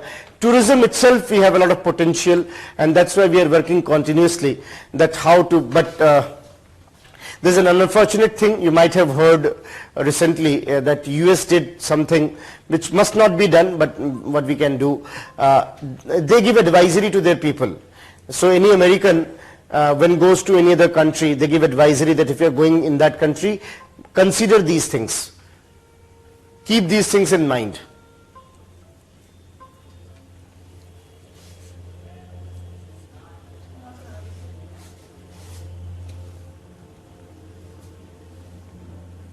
All right. So recently, if you have heard few days back, that was a matter of concern though, that we are working in software industry, we are working in financial services, we are working in medical tourism, we are working in other kind of tourism and so and so. There's a bad news coming to India that US has given an advisory to its people that if you are traveling to India, in the list they had said be careful that you could be victimized for rape and these kind of things. That's unfortunate. They give the advisory, that's understandable. In fact, you will be surprised to see, if I could tell you, that they give clear advisory to the Americans: if you are going to India, don't trust their police, don't trust their water bottles. They had given names of the brand which you should be using and the place you can get it, and that obviously the emergency numbers. That this is unfortunate that they are saying that security, riot and rape could be a concern, so immediately report to the embassy and so and so. From their point, they say that we are just protecting our citizens. From our point, we are unhappy that why have done this, but we are also knowing that to some extent this concern might be visible. That's why they might have thought this way. Whatever, but a matter of fact, that is going to hit our tourism, which is already suffering. So tourism is one of the ways through which we export. When they come, we give them service, and in a way we export. In fact, in online now we have got what is called massive export going on. So that's why those YouTubers of India which are being watched anywhere is kind of export, right? And the vice versa also. So service sector is something which we are exporting, and software, telecommunication, IT sector, call centers and KPOs. KPOs are knowledge processing units where expertise advice is provided to them. Medical tourism, these are some of the areas where India is exporting the service. However, in the past 2 years, India has been very concerned and careful about one more service, which is we are thinking has a potential, though not taken so far very seriously, but we think we have a potential into that, and that's why we are calling it champion sector. What is that? Financial services. Let's understand it a bit. What is this financial services? There are many people from India, they are from India, they are of Indian origin. They are operating in Singapore, they are operating in Luxembourg, they are operating in Cayman Island, Panama Island, maybe Netherlands, and these kind of places, what you call tax havens. They operate there, right? Why they operate there? Because back home in India they have to pay more tax. So they operate from there. As their work is footloose, they can operate from anywhere. So they operate from these countries, right? They are from India, but they operate from those countries. What they do, these financial service providers, they have their customers, big ticket customers, huge investors, what you call high net worth individuals. There's a term called high net worth individuals, HNIs. So we have high net worth, they have their high net worth individual customers. We are saying them, boss, do one thing, you operate from India. You operate from India. Rahe aap kahin bhi, but your registered should be India so that it looks like our export, so that we get the dollar, right? So you operate from India. We will provide you certain relaxations. We will provide you certain relaxations so that, in your income tax, so that you are encouraged. This is called safe harbor rule. I think it's a potential question. Safe harbor rule. Why safe harbor rule? Because we are saying you harbor here, we are providing you safety, we will provide you certain reduction in the income tax. We will offer you, like special economic zones, we are giving reduction. We are also saying that if you are coming and operating from India, we will give you certain tax benefits so that our tax revenue will also increase, and at the same time, because otherwise nothing is coming, at least some tax will come, and then our export will also increase. So that's how we are looking into this potential, this possibility that you come and operate from here, and that's how we got safe harbor rule. So that's how we got when we talk about balance of service. So in balance of service, we are already good, but we are also looking into where are the options. Medical tourism is another thing which India is taking very seriously, and with this online, we have even more options Even more options are there where people from India can operate. You will see in the next, that's why you might have heard, though I don't want to talk about that much here, because first I have to tell you what is mode 1, mode 2, mode 3, mode 4. So in WTO I'll tell you. We got mode 1B visa also. 1B visa is being offered now. So I think now it will be reality in time to come. Let's assume there is a university, there is a place in say Singapore or Mauritius or USA. They think that Mr. Singh should come to our place and should teach this topic for 2-3 days. Now it will be possible. I will apply and their approval will be itself base for the visa. I have not to stand in the queues for it. I will get visa on arrival on the basis of that verification, and that's how I can go and render my services and then come back. This increases tourism also. Understand this. This is called MICE tourism, because when anyone is going for professional work and that place is having some tourist potential also, we spend more. जरा इस फर्क को समझिएगा. A hippie, with due respect, it does not mean that I'm downgrading the hippies. That's their lifestyle. Sometimes I really feel envy to them. But a hippie going somewhere will be spending his penny very carefully, because he has to stay there for longer. A professional went somewhere, he got only 2 days now, 5 days he worked, 2 days Saturday, Sunday he got, so he will be spending mindlessly. Now that's why we are looking into a new tourism possible called MICE. That anyone from Bengal might be knowing that Bengal became officially the first state to offer that. So that they are offering big places to have meetings. Big places to have meetings. So you can have your corporate meetings there. They will arrange everything, and obviously those delegates who are coming will also go for, and that's how the tourism will increase. Then incentive based, the companies are giving packages to their employees, so that also could be there. Conferences could be there. So that's called MICE. MICE, as section of tourism. India is working into that. India has the potential because we have that, a lot of Atulya Bharat, as you call, incredible India. So if we promote that, like there are people, China is doing it. China is ahead of us in MICE. China has a lot of places where, even there are places where they can have big events of more than 10-20 lakh people. We don't have any such place except Jawaharlal Nehru Stadium, but that's these kind of stadiums are not suitable. They're big places with all the facilities. That means proper washroom facilities, staying facility, security exits, emergency evacuations, all that kind of thing. So that is where, so big companies, when they go for general body meeting and these kind of, now they go to, this way they offer incentives to their employees also. So this is called MICE tourism, M-I-C-E, meeting, incentives, then we have what is called conferences, that kind of thing. So we have the potential into that. So companies, so that's how we are having, when we talk about how we can work upon this section also, that how we can offer them these kind of facilities, and this we will see that our tourism is on the surge. We are working into several ways through which balance of service can be increased, which is already very good, but we have still a potential, particularly into the financial services, which is called safe harbor rule, and second could be MICE tourism kind of thing. Balance of transfer, as our FDI is increasing, will be for sure in the negative, and that's not a worry, because as long as this money is coming and we are booking profit from it, this is manageable.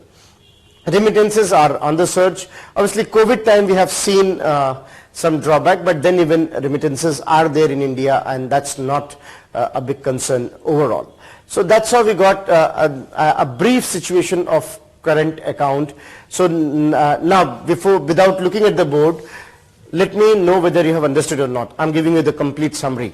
So far I have told you that there is balance of payment as per IMF guidelines. International Monetary Fund makes the guideline how it should be done. As per IMF guideline, it is divided into two heads, current account and the capital account. Current account, if it is in plus, we call it current account surplus. If it is minus, we call it current account deficit. India is in current account deficit continuously, though in 2020, in the lockdown time, for 1 quarter, it was in surplus because demands were almost bare minimum. Current account deficit more means we are importing more and exporting lesser, and in that case we would like that our currency should be appreciating because we will be requiring that additional dollar. RBI has to manage that additional dollar to make sure that there are no problem in the trade, and that's why they should be careful that our currency should be appreciating, not depreciating much. However, I also told you that the current account can be largely divided into two heads: balance of trade and balance of invisible. Invisible, where all those things are there, where no good has been transferred. So you can say in a way balance of trade or balance of services, but the right word is balance of invisible. Balance of trade is negative primarily because of our import items where we are structurally helpless, like crude oil, petroleum products, gold to some extent, because our one jewelry needs gold and we don't have that much of production. And then we have what is called this consideration of telecom industry and coal, coke and briquette. We have to import it because our demand, our own local demand is very high. Now, what could be done into that? What has been done? We have understood that in petroleum, what the option is, obviously we have our limited reservoirs, so we should be continuously working upon, there's one company called ONGC, which is continuously looking into what are the potentials. Even ONGC is now operating in some part of, on the borders of Philippines also, in South China Sea, some part of it, ONGC Videsh is there. We are looking into where are potentials for oil. Bombay Highs is still our one of the biggest source of the petroleums, but our petroleum demand is still very high.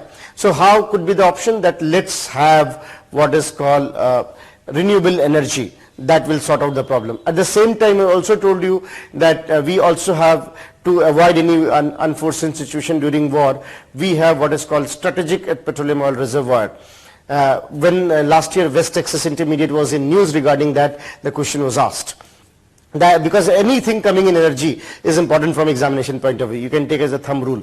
Then we also have understood that when it comes to gold, what we are doing, how we can reduce we are trying to make sure that at least investment base demand of gold should be reduced, and for that we got inflation index bonds, for that we got sovereign gold bonds and these kind of things. Then I also told you that when it comes to telecom sector, when it comes to coal, coke and briquette, again we have to work on efficiency, we have to look into vocal for local, and we need to promote what is called more energy efficiency, alternative sectors of energy besides the thermal energy. Then we have understood that when it comes to export, how we are trying to have a new trade policy. We are special economic zones. We are promoting these kind of things so that, in fact now we got one project called one district, one product, so that we can have a clustered approach that in certain districts certain products should be focused upon, and from there directly we will export that. So we are looking into that. And then I told you in balance of services we are in surplus. The major credit goes to the software industry along with the call centers and KPOs, but additionally we have medical tourism, but we have still potential, and there's a sector which has been seen as a potential future sector called financial services sector, and for that we got safe harbor rule. Then I also told you that how we got this consideration that MICE tourism also can increase the potential of India, because India has a lot of tourism options which people will be attracted if proper facilities are provided. Then balance of transfer will be continuously into, if you see when it comes to transfer, it will be negative because our investments are increasing. So that's not a matter of worry. But remittances are positive. So this is how the current account is. The good news is our current account deficit is going on the negative side. It does not mean it is continuously reducing, but it's showing seesaw.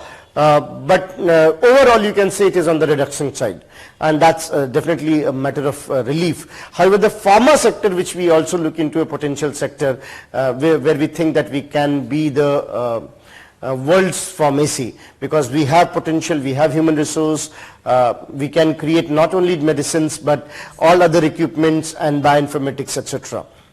So that's how we got Yes, even GI tagging is there, Khadi tagging is there. You might be knowing anyone from Tamil Nadu if listening. You might be knowing Chettinar Sarees got that Khadi tag also. Chettinar Sarees has been, because they have that potential. So we are into that, Banarsi Sari and these kind of products. We have Khadi tags also. That is also a good thing, which is promoting our products, right? So there are many things, even in cultural items. If you see Madhubani painting, in fact in the COVID time this was a very interesting thing. Those who are from Bihar must be knowing it, that it was very difficult to convince them that okay fine, it's lockdown time, at least go for alternative ways. We have several options. Many of the options are still not being tagged. We are continuously working upon. Cultural items also could be there, which we are, if tagged properly. So we are looking into these potentialities. So yes, GI tag is something which is going to be helpful, and we have this one district, one product, like look into your neighbor district, wherever you are from listening. You might have seen in your own district there is one or two product which has been highlighted, and government is focusing upon it to make it export oriented. So that's how we are working into it. So this is how we are trying to look into how to balance our current account. Is that clear? If yes, we can move further. Is that clear? I request you to confirm me whether it's clear or not.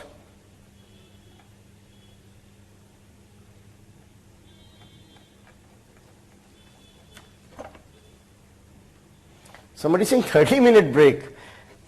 All right. Good.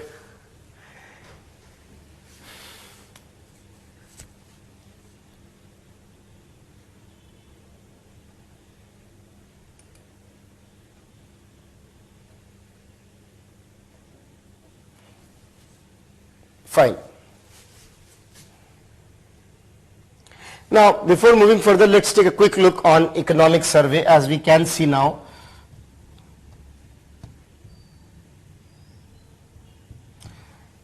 economic survey 2021.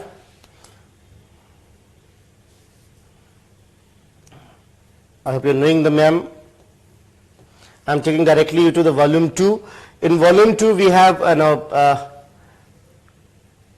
look, in volume 2 we always have external sector. Look at the external sector. I am going on that chapter.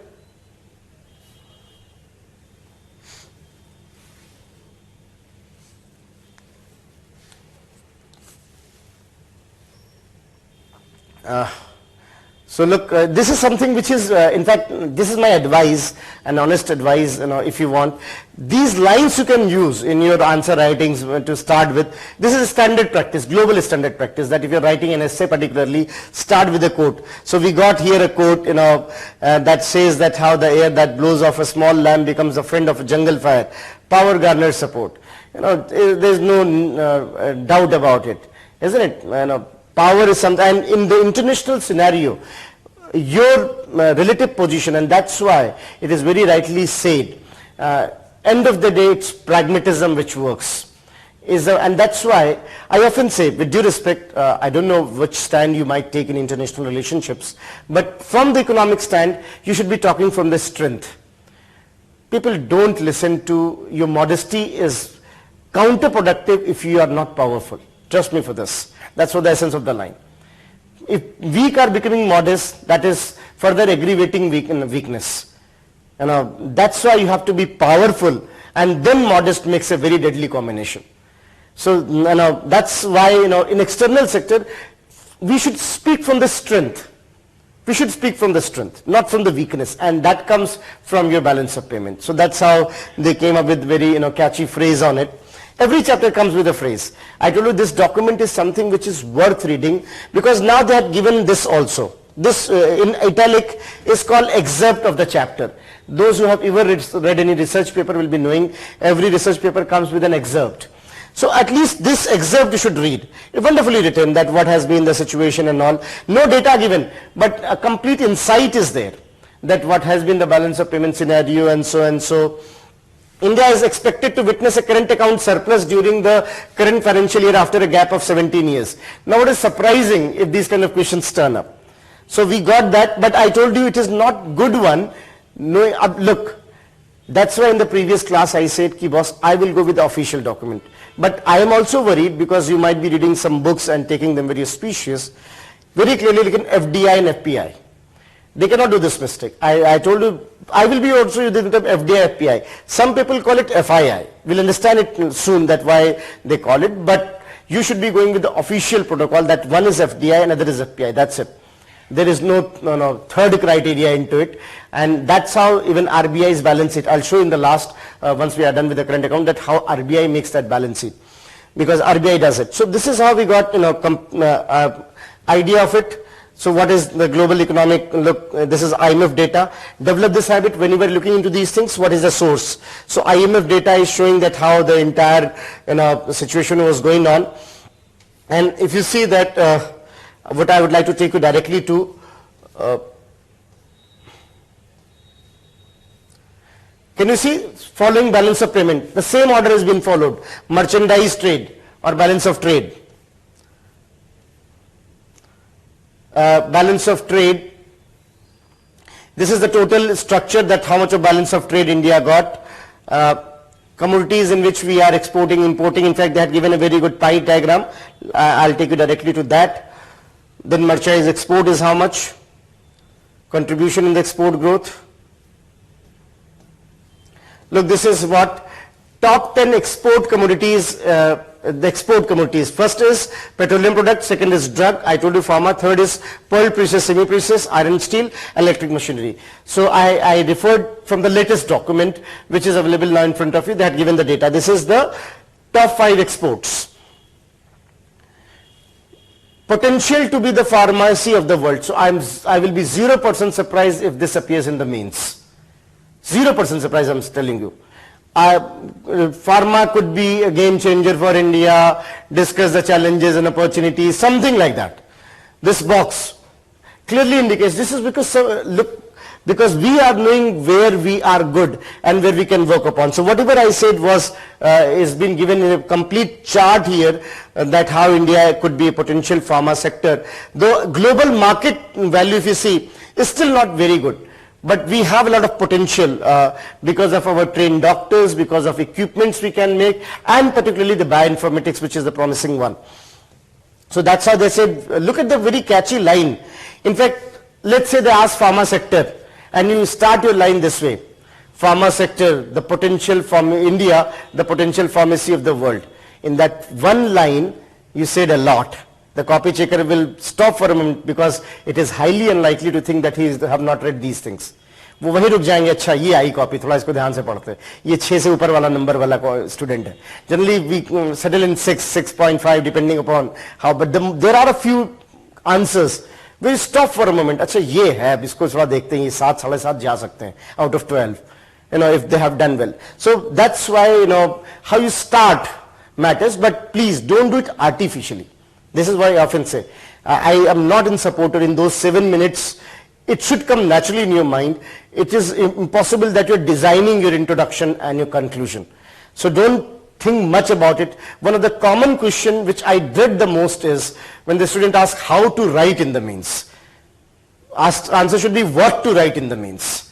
You are not a novice, you have already finished your graduation. You know well how to write. Only that much minimum is required.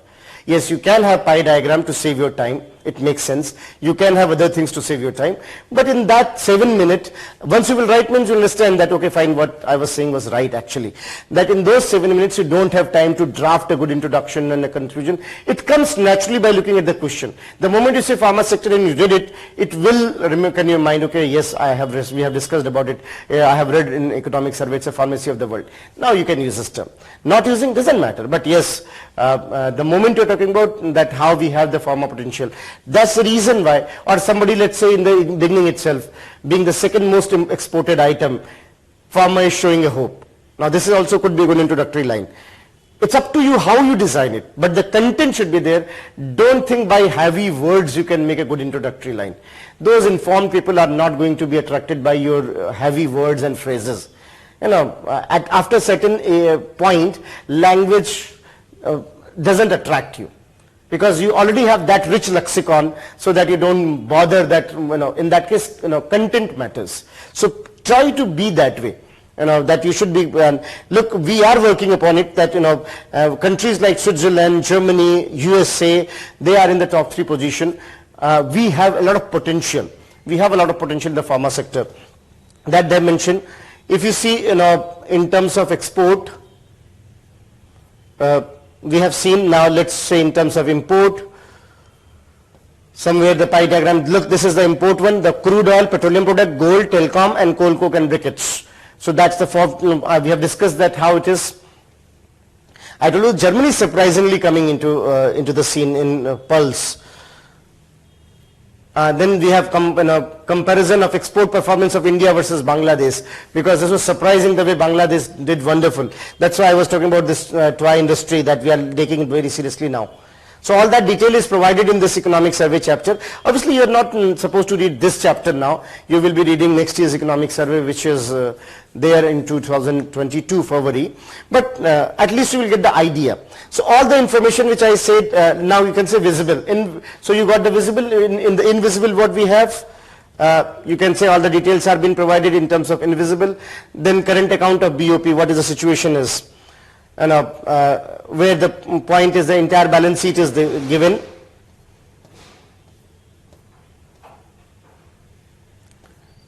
In fact, one more thing which you should look from the economic survey, first is the introductory part, and second is this. There will be a box in the last, in chapter at glance, chapter at a glance. That suffices your requirement.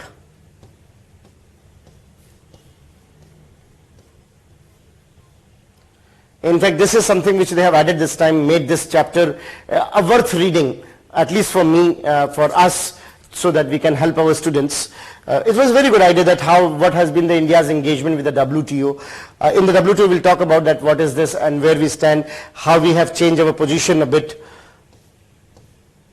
Now here it is. This is important thing which you should be aware of, and don't worry, in the economic survey brief given to you by the institution will have the essence of it. So these are the things. COVID-19 has led to a global trade, lower commodity price and tighter external financial conditions. Trade balance with China and the US improved as imports slowed.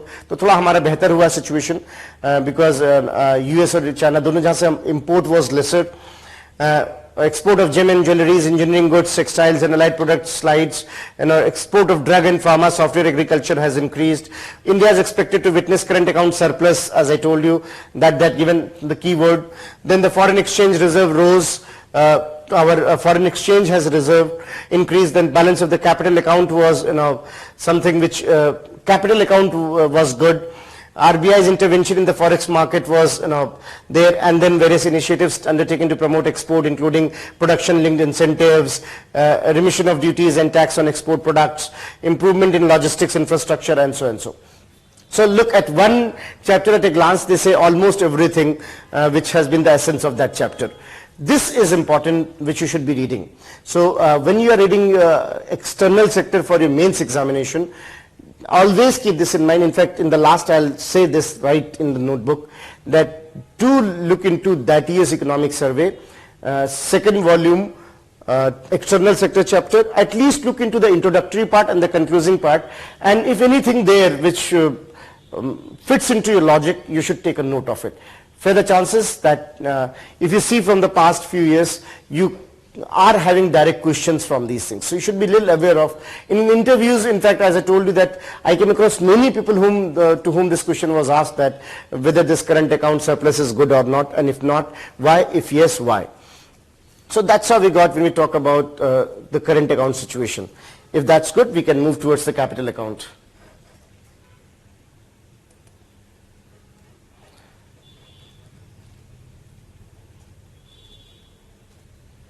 Yes, Rabindranath Tagore's, in fact, this year too we got this Thiruvallur's quote also coming up. I'm sorry for my poor Tamil pronunciation. That Thiruvallur code has been also there. Thiruvalkular, I think, Thiruvallur is the name of the book probably. Anyone from Tamil Nadu can correct me. I'm sorry really for my bad pronunciation. So this is how we got when it comes to, when we talk about that, how we got this external sector current account. That was a brief of the current account, that what are the dimensions, how we should be looking into. Is that clear? Now, before coming to the capital account, we can take a quick look, or we can write it also. What do you think? Yes, sir. Should we write it first and then we'll move towards the capital account? Break. What's the time? All right, so do you really need a break? That's the point. Sir? All right. So a small break. On the other side of the break, we'll continue with the some of the writing part, and then we'll come into what is called, what is there in capital account, what is FDI, FPI, what are various types of it, ADR, GDR, why it is important, what is the FDI policy, and government stance on it. Fine. So a quick break, and we'll discuss on that. All right, so anything to ask?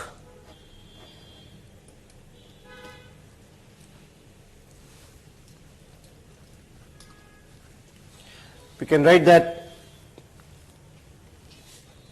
you can give the heading balance of payment. Balance of payment.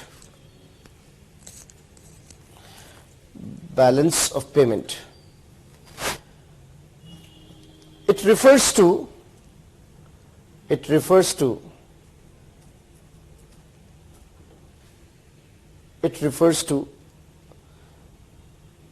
the balance sheet of any country,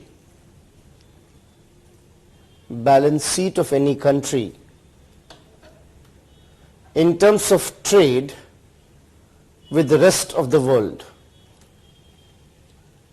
In terms of trade with the rest of the world.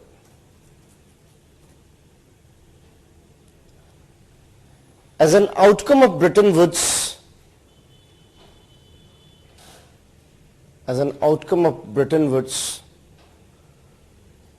IMF was given responsibility, as an outcome of Bretton Woods,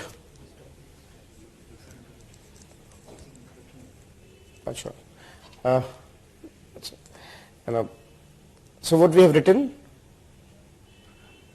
What is the last thing we wrote? I think we have already done. Fine. So, can you tell me what is the last thing you wrote?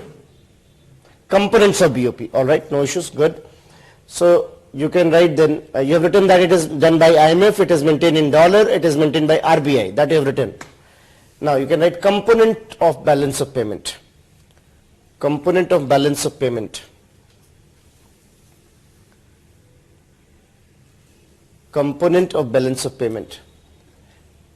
Following BPM 6 manual of IMF, following BPM 6 manual, that is balance of payment 6 manual, BPM 6 manual of IMF,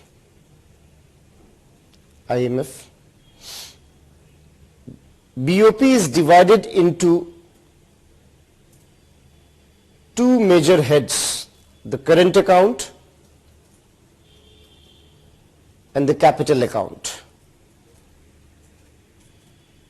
The current account and the capital account. Now there might be some confusion in some of you, so let me clarify this to you. I am told now, just now, that we have written introductory part of the balance of payment and we were supposed to write from component of balance of payment. So we are writing that now. Introductory part you have already done. There are three things which must be there in the introductory part. Cross check it, if it's not there you can add it. One is that it is IMF which makes the guideline. Second is it is maintained in dollar, and third, in India it is maintained by RBI. These three are the introductory part. In the component of balance of payment, the first you are writing now, as you have said that, it consists of two major heads, the current account and the capital account. Now you can give the heading, the current account. The current account. The current account. You can write that. The current account. Write that. It can be subdivided into two. It can be subdivided into two. The balance of trade sometimes merchandise also, balance of trade / merchandise.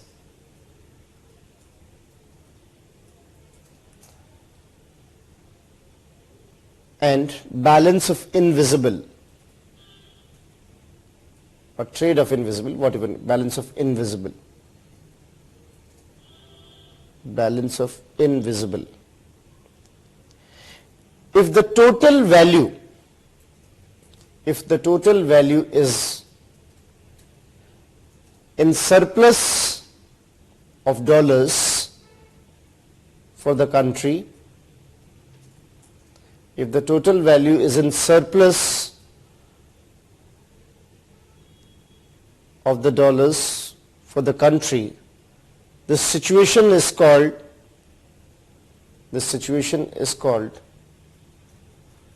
current account surplus.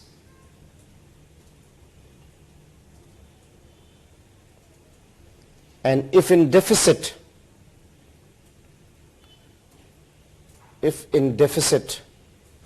is called current account deficit, in bracket CAD, all in capital. This is a formal term, you can use it, CAD, current account deficit.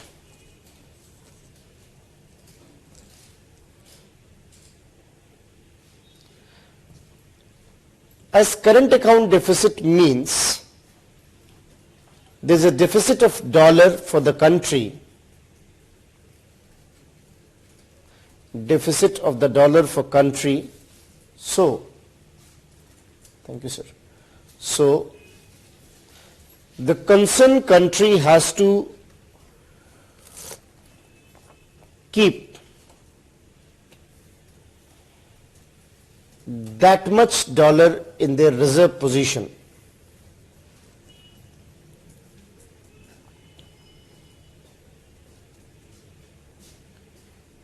If a country is not having that enough dollar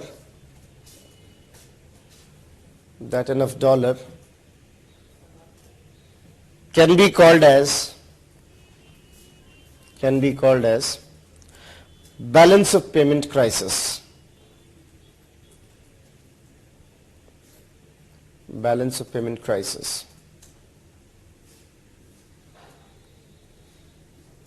Balance of payment crisis. So it's a general statement, though we'll again get back to it while understanding what went wrong in India in 1991. Then, if further can write that, I can give heading balance of trade. Balance of trade. In that you can write that balance of trade. In India,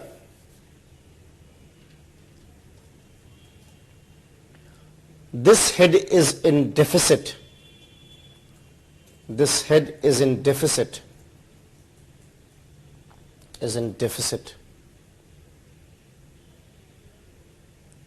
That means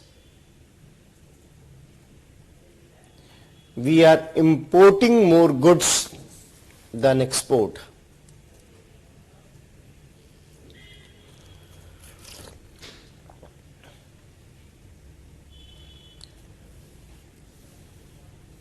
Importing more goods than export. An autopsy of the detail, an inquiry into the detail, autopsy of the detail highlights that to some extent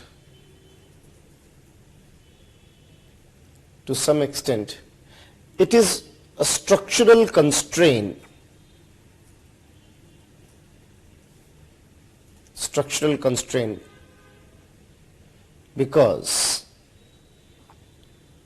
Because our 5 most imported items,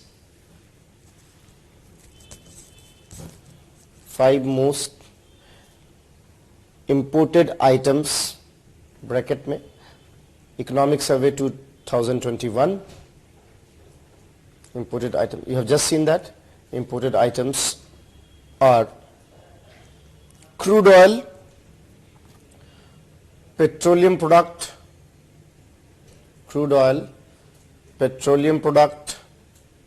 gold, telecommunication related things or goods, and coke, coal and briquettes. Coke, coal and briquettes.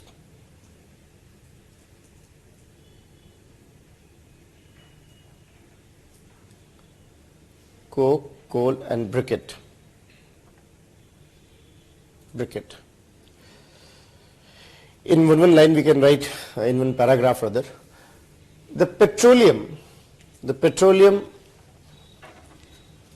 sector is a structural constraint for India because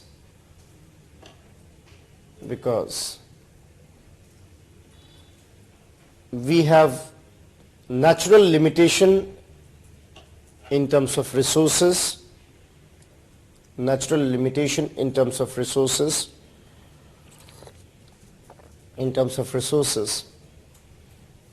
and we are highly dependent upon fossil fuel. Highly dependent upon fossil fuel.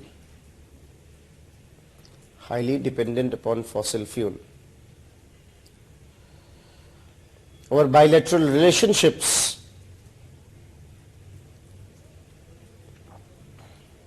with countries like Iran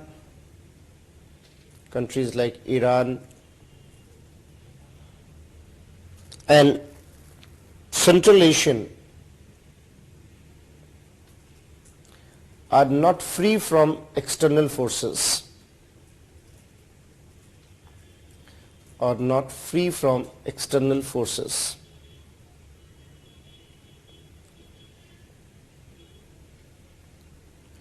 In order to reduce this import,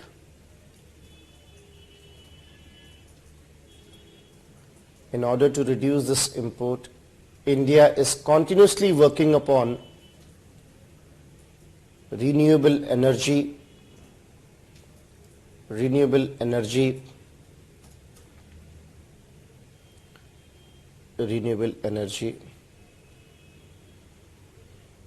along with solar energy diplomacy. You know that we are into that. Solar energy diplomacy.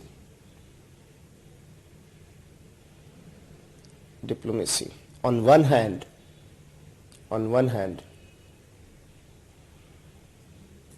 and working on energy efficiency on the other hand.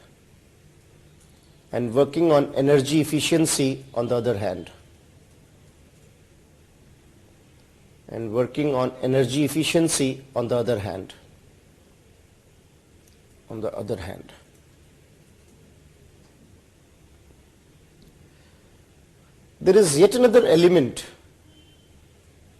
in petroleum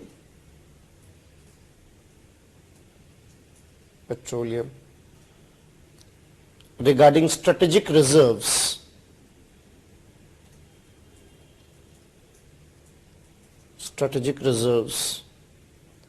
For war and other disaster situation.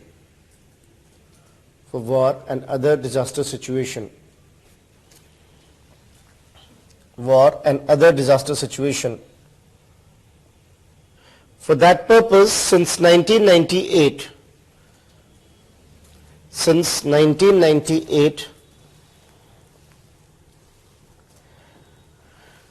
petroleum and natural gas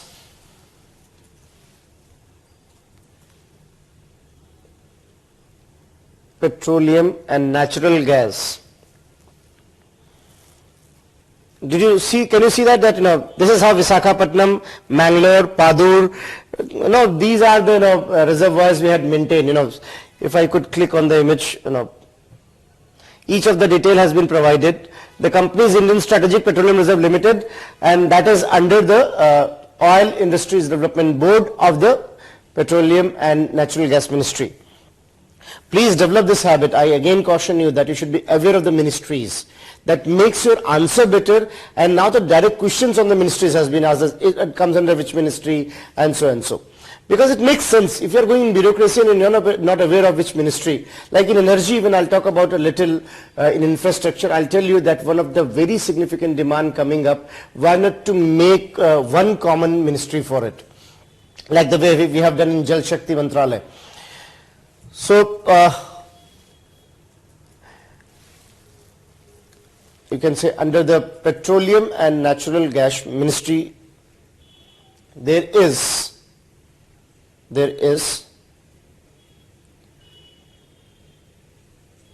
Oil Industry Development Board,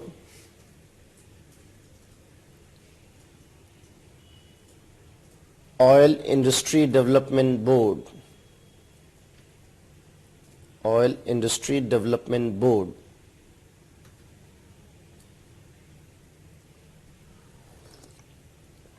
There is Oil Industry Development Board, which with the help of Indian Strategic Petroleum Reservoir Limited,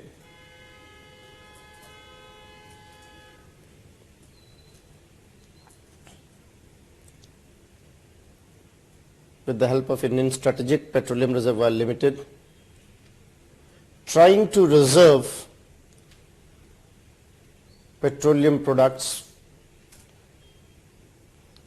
for unforeseen situation.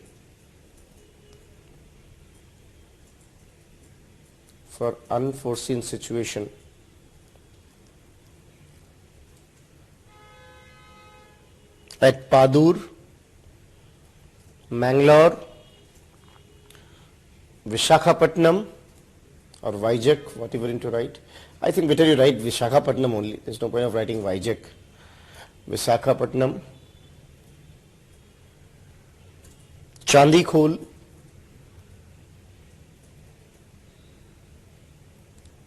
and Bikaner, that is under construction. Bikaner, Rajasthan.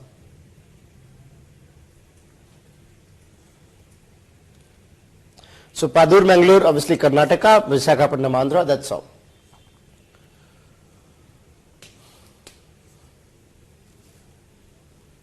Fine. So that's how we got when it comes to petroleum. We are working upon it, how to make sure. In terms of gold, next paragraph, in terms of gold,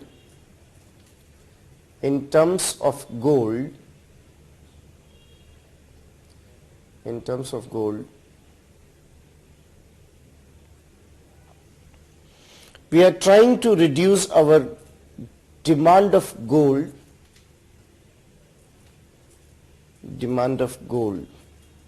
for investment purposes by offering am I going fast? By offering sovereign gold bonds,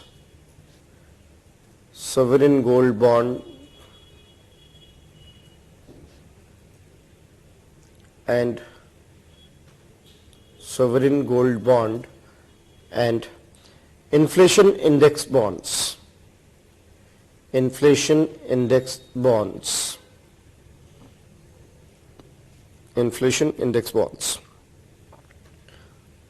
Fine.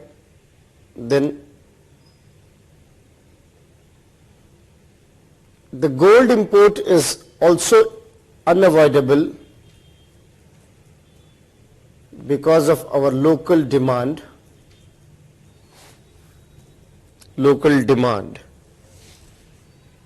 And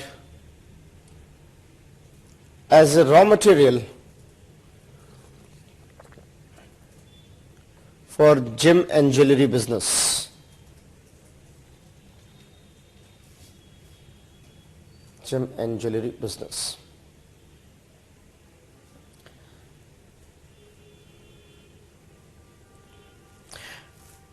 Next paragraph, despite being huge producer of coal,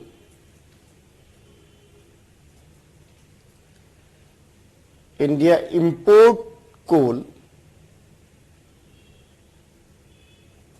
coal primarily for thermal plants,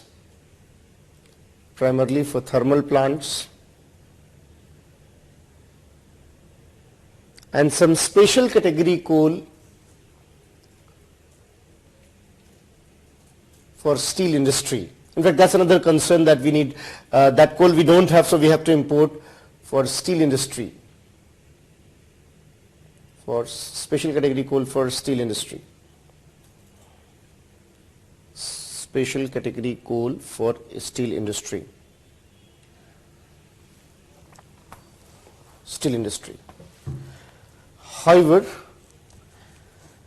high import of telecom is something which can be reversed,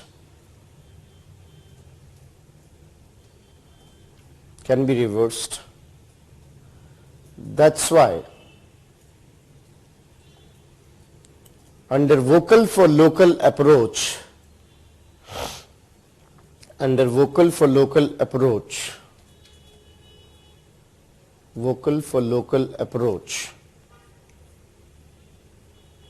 under vocal for local approach, production linked incentives are offered.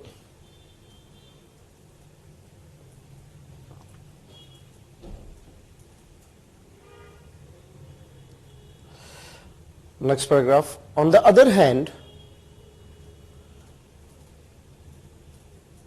to create a balance in order to reduce trade surplus, in order to reduce trade deficit, to create balance in order to reduce trade deficit, special attempts are being made. Special attempts are being made or done for promoting exports.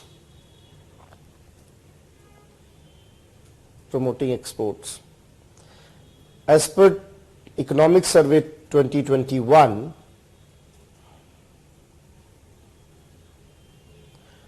the 5 topmost exports consist of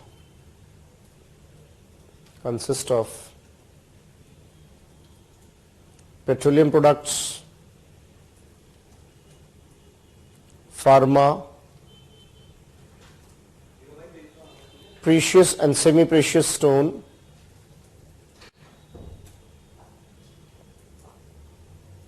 iron and steel, and electronic machinery.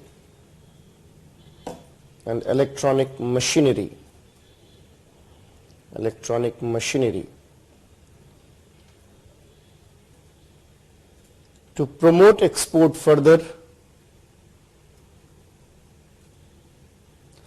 pharma has been identified as a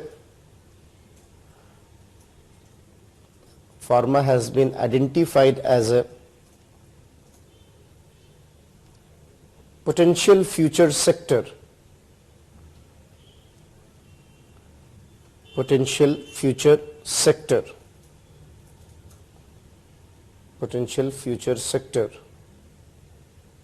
Because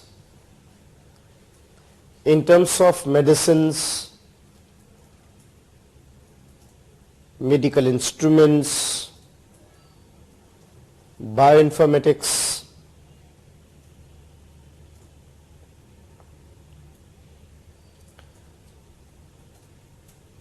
India is having comparative advantage.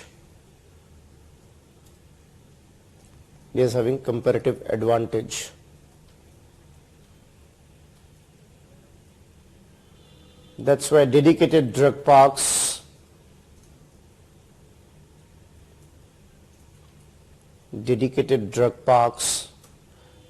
and a wide range of products under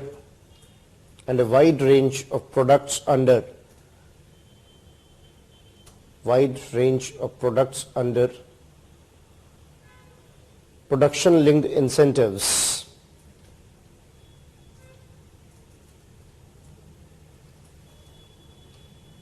are taken into consideration.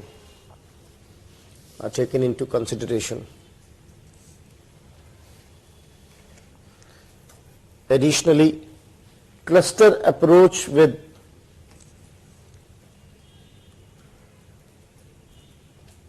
one district, one product,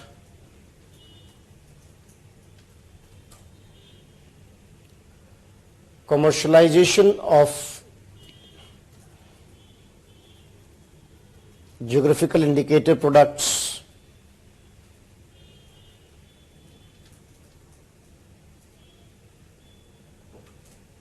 are in priority, are in the priority list that you can hit, are in the priority list, are in the priority list, are in the priority list. Provisions like special economic zones,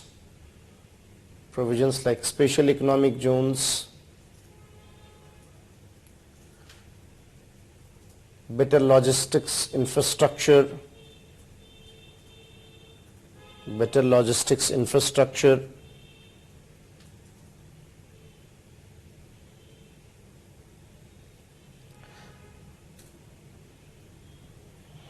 resurrections of waterways,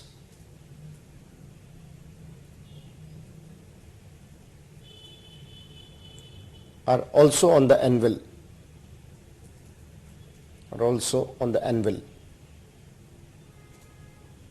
काफ़ी कुछ किया जा रहा है, infrastructure, logistics, waterways, ताकि हमारी जो product cost है वो थोड़ी कम हो जाए. Untapped sectors like toy industry,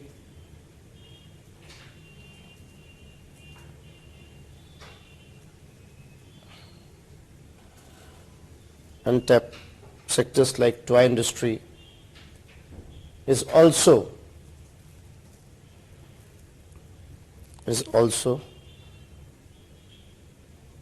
being boosted up.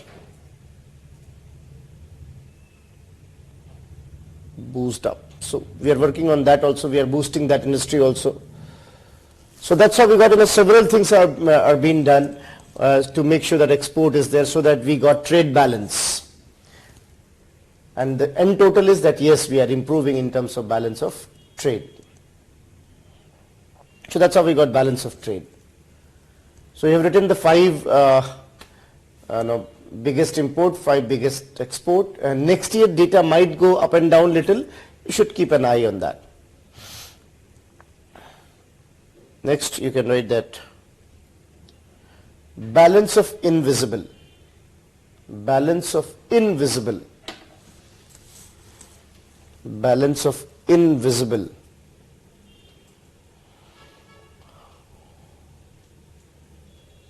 balance of invisible. Within this, first, balance of services, balance of services. India is in surplus, India is in surplus, in terms of balance of, India is in surplus in terms of balance of services,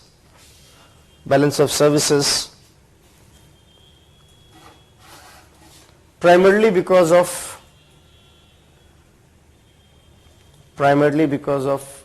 service exports in IT sector and software, financial services, IT sector and software, financial services,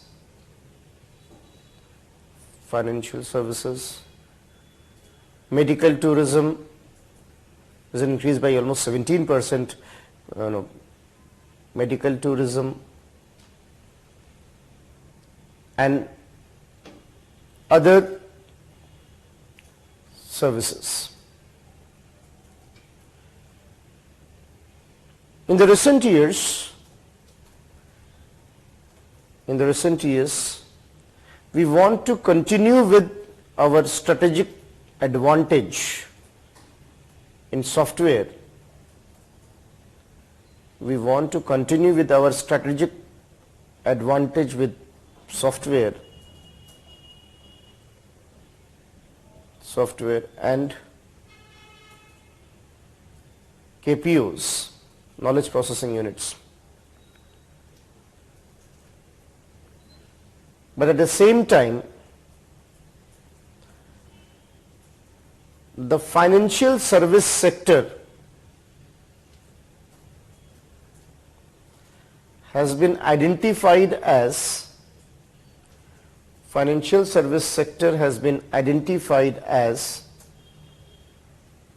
a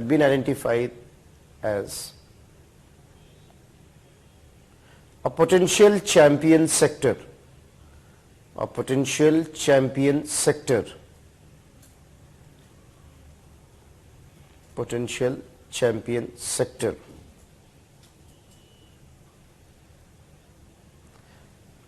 Because there are many Indian professionals who are offering their financial services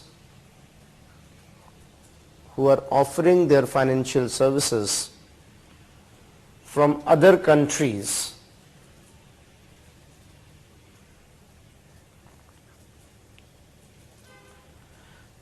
The aversion from motherland is primarily because of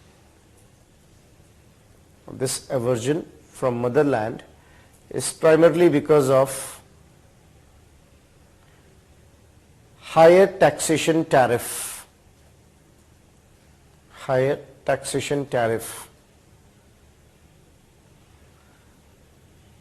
In order to create a win-win situation,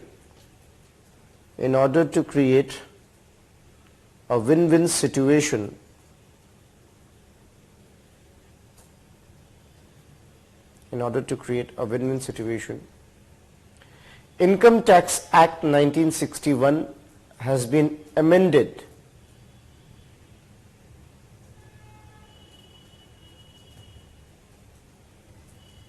to offer them certain relaxations.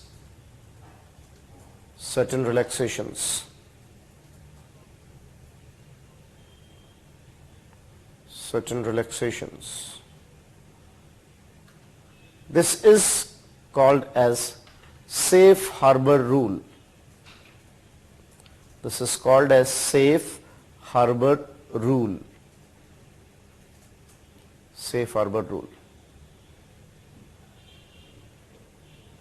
From the next paragraph you can write, additionally,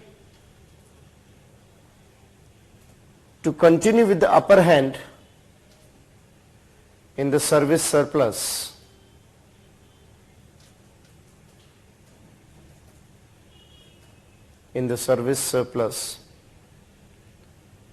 a new arena of tourism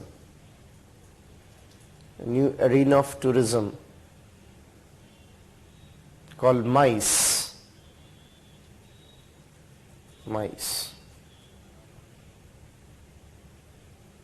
which refer to meetings, incentive-based tourism, conferences, etc.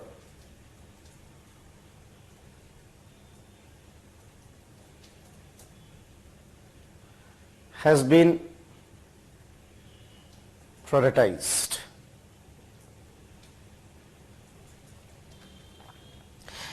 Now what I just said about service, look, this is last year's economic survey before COVID. I will take you to one chapter directly so that I can tell you that what is the reference. Volume 2 of that, last year's service sector. I'm taking you directly to that chapter, service sector.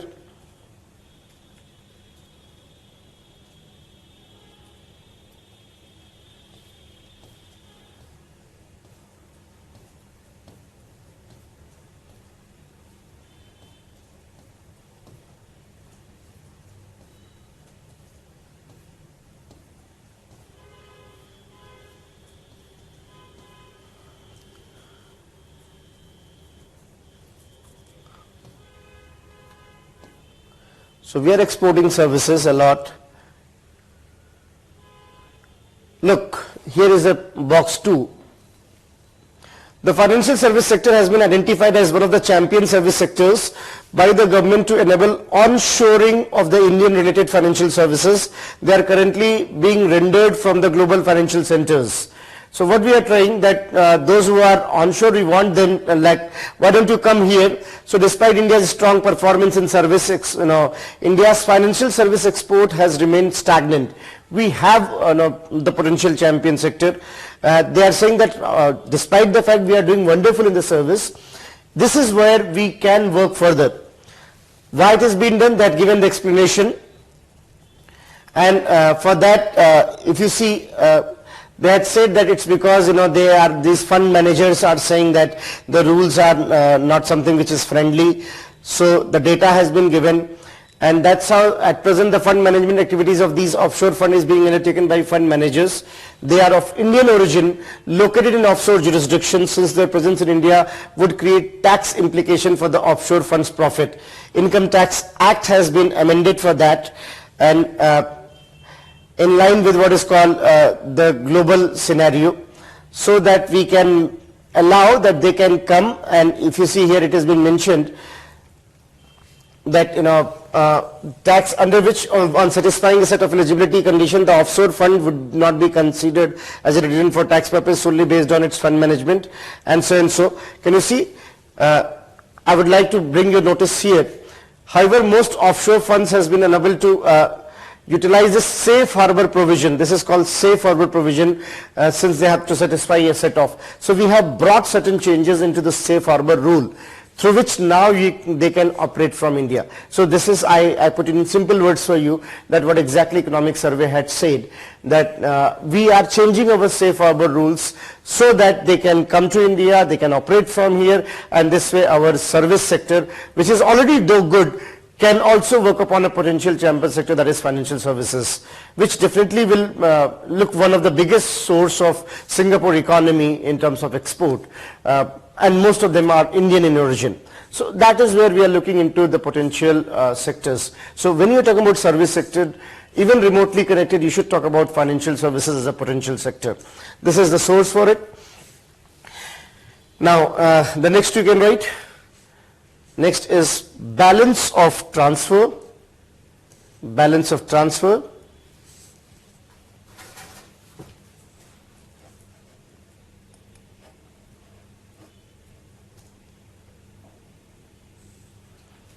Balance of transfers. This is bound to be in deficit as foreign investment is on the surge. As foreign investment is on the surge. And therefore not of much significance per se. Otherwise quantum is very less. Not of much significance per se. Additionally, balance of remittance is also favorable for India. Is also favorable for India. Is also favorable for India. So overall situation is that current account is in positive, right? Or this is the overall situation, that current account is in positive. In positive in terms of invisible. Current account is negative in terms of what is called balance of trade. Overall our current account is in deficit. So now you understand what is the situation, and I hope you are not only confining to that what exactly are the heads. You should be understanding what is within that head. So that's how we got the current account. Current account deficit is there. We are continuously working upon how to reduce it. Now come to the other part, that is called capital account. So can we move further?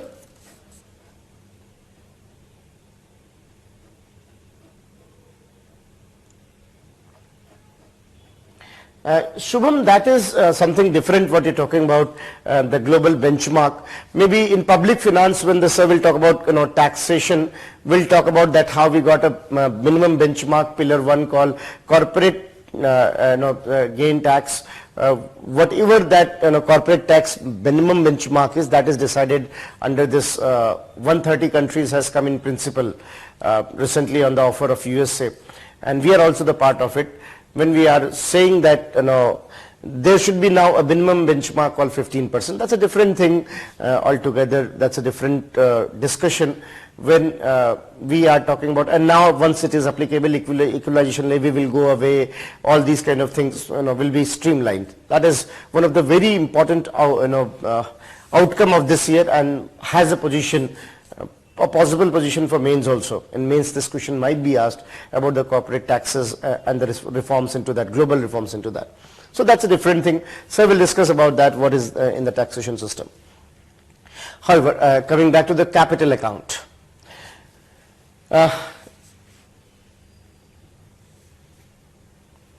Alright, so when it comes to capital account, let's understand a few basic things first.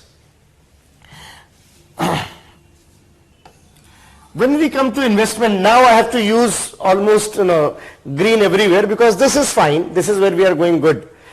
Capital account, when money is coming as part of investment, it can be broadly divided into two heads, FDI and FPI, when it coming for investment. If you are taking loan, that is also coming to you in form of dollar, and loan I told you could be under two heads. One is what you can call as government has taken loan, sovereign loan, or companies has taken loan. And the third is banking capital, whatsoever foreign assets these banks are having, and whatsoever could be foreign currency accounts, FCNR accounts of these banks. Let's understand one by one. But before coming to the investment, you know the fundamental difference. Here they are coming and becoming a partner. There they have given the loan, and you have to repay the loan with the interest at certain period. You understand that difference now. Now, understand one more term before I move further. Let's say Warren Buffett has invested in India. Now, when he is investing in India, definitely he will take the money back to the country after a certain period of time. Whatever investment he has done, he can take it back after a certain period of time, for sure. He can take it back, right? So he invested, he think, no, India is not a good destination, he can take his money back. Not a big deal. He can take profits back, whatever. It's possible. If whatever money he has invested and can be taken back, we say it is investment of repatriable basis. So repatriation is possible. Repatriation is that we can take money back. There are certain kind of investments which are called non-repatriable investments. That means if I have invested in that country, I will not take money back. I will be investing in that country, the money will remain there only, keep on investing or something like that. Right? Needless to say, most of the investments are repatriable basis. They are on the repatriable basis, that means the money and the profit will come back. Right? And sometime we have non-repatriate basis also, where we say the money will stay in that country. Now you tell me, and that's how sometimes UPSC may ask these kind of questions, which you can call it a difficult, but it's not difficult if you understand the concept. So I put money in your country and I can take it back, which is a normal scenario. Normal scenario is repatriability only. So normally I will take money back, whatever tax has to be paid, I will pay the tax and I will take the money back. I'll take the profit back after paying the appropriate taxes. After paying the appropriate taxes, I'll take the rest of the money back. Repatriability. If it is not non-repatriable. Now, let's say I'm NRI. I am now residing in Singapore, I am residing in Canada, and I put my money in India. NRI is also putting money, that is also coming from foreign investment. But what if NRI is putting the money in India on non-repatriable basis? That means I put the money in India, I'm an NRI, I'm from India, I put the money in India, but I will not take it back to the Canada. It is the domestic investment. People may call it a difficult question, but it would have not been difficult if you understood the logic. Making sense to you or not?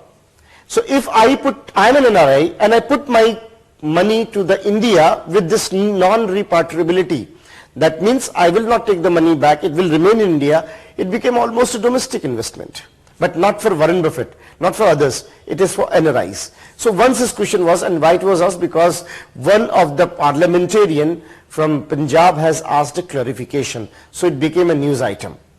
That's how they want to see whether you are aware of the news items and can you understand the logic behind it. Clear? That's one thing.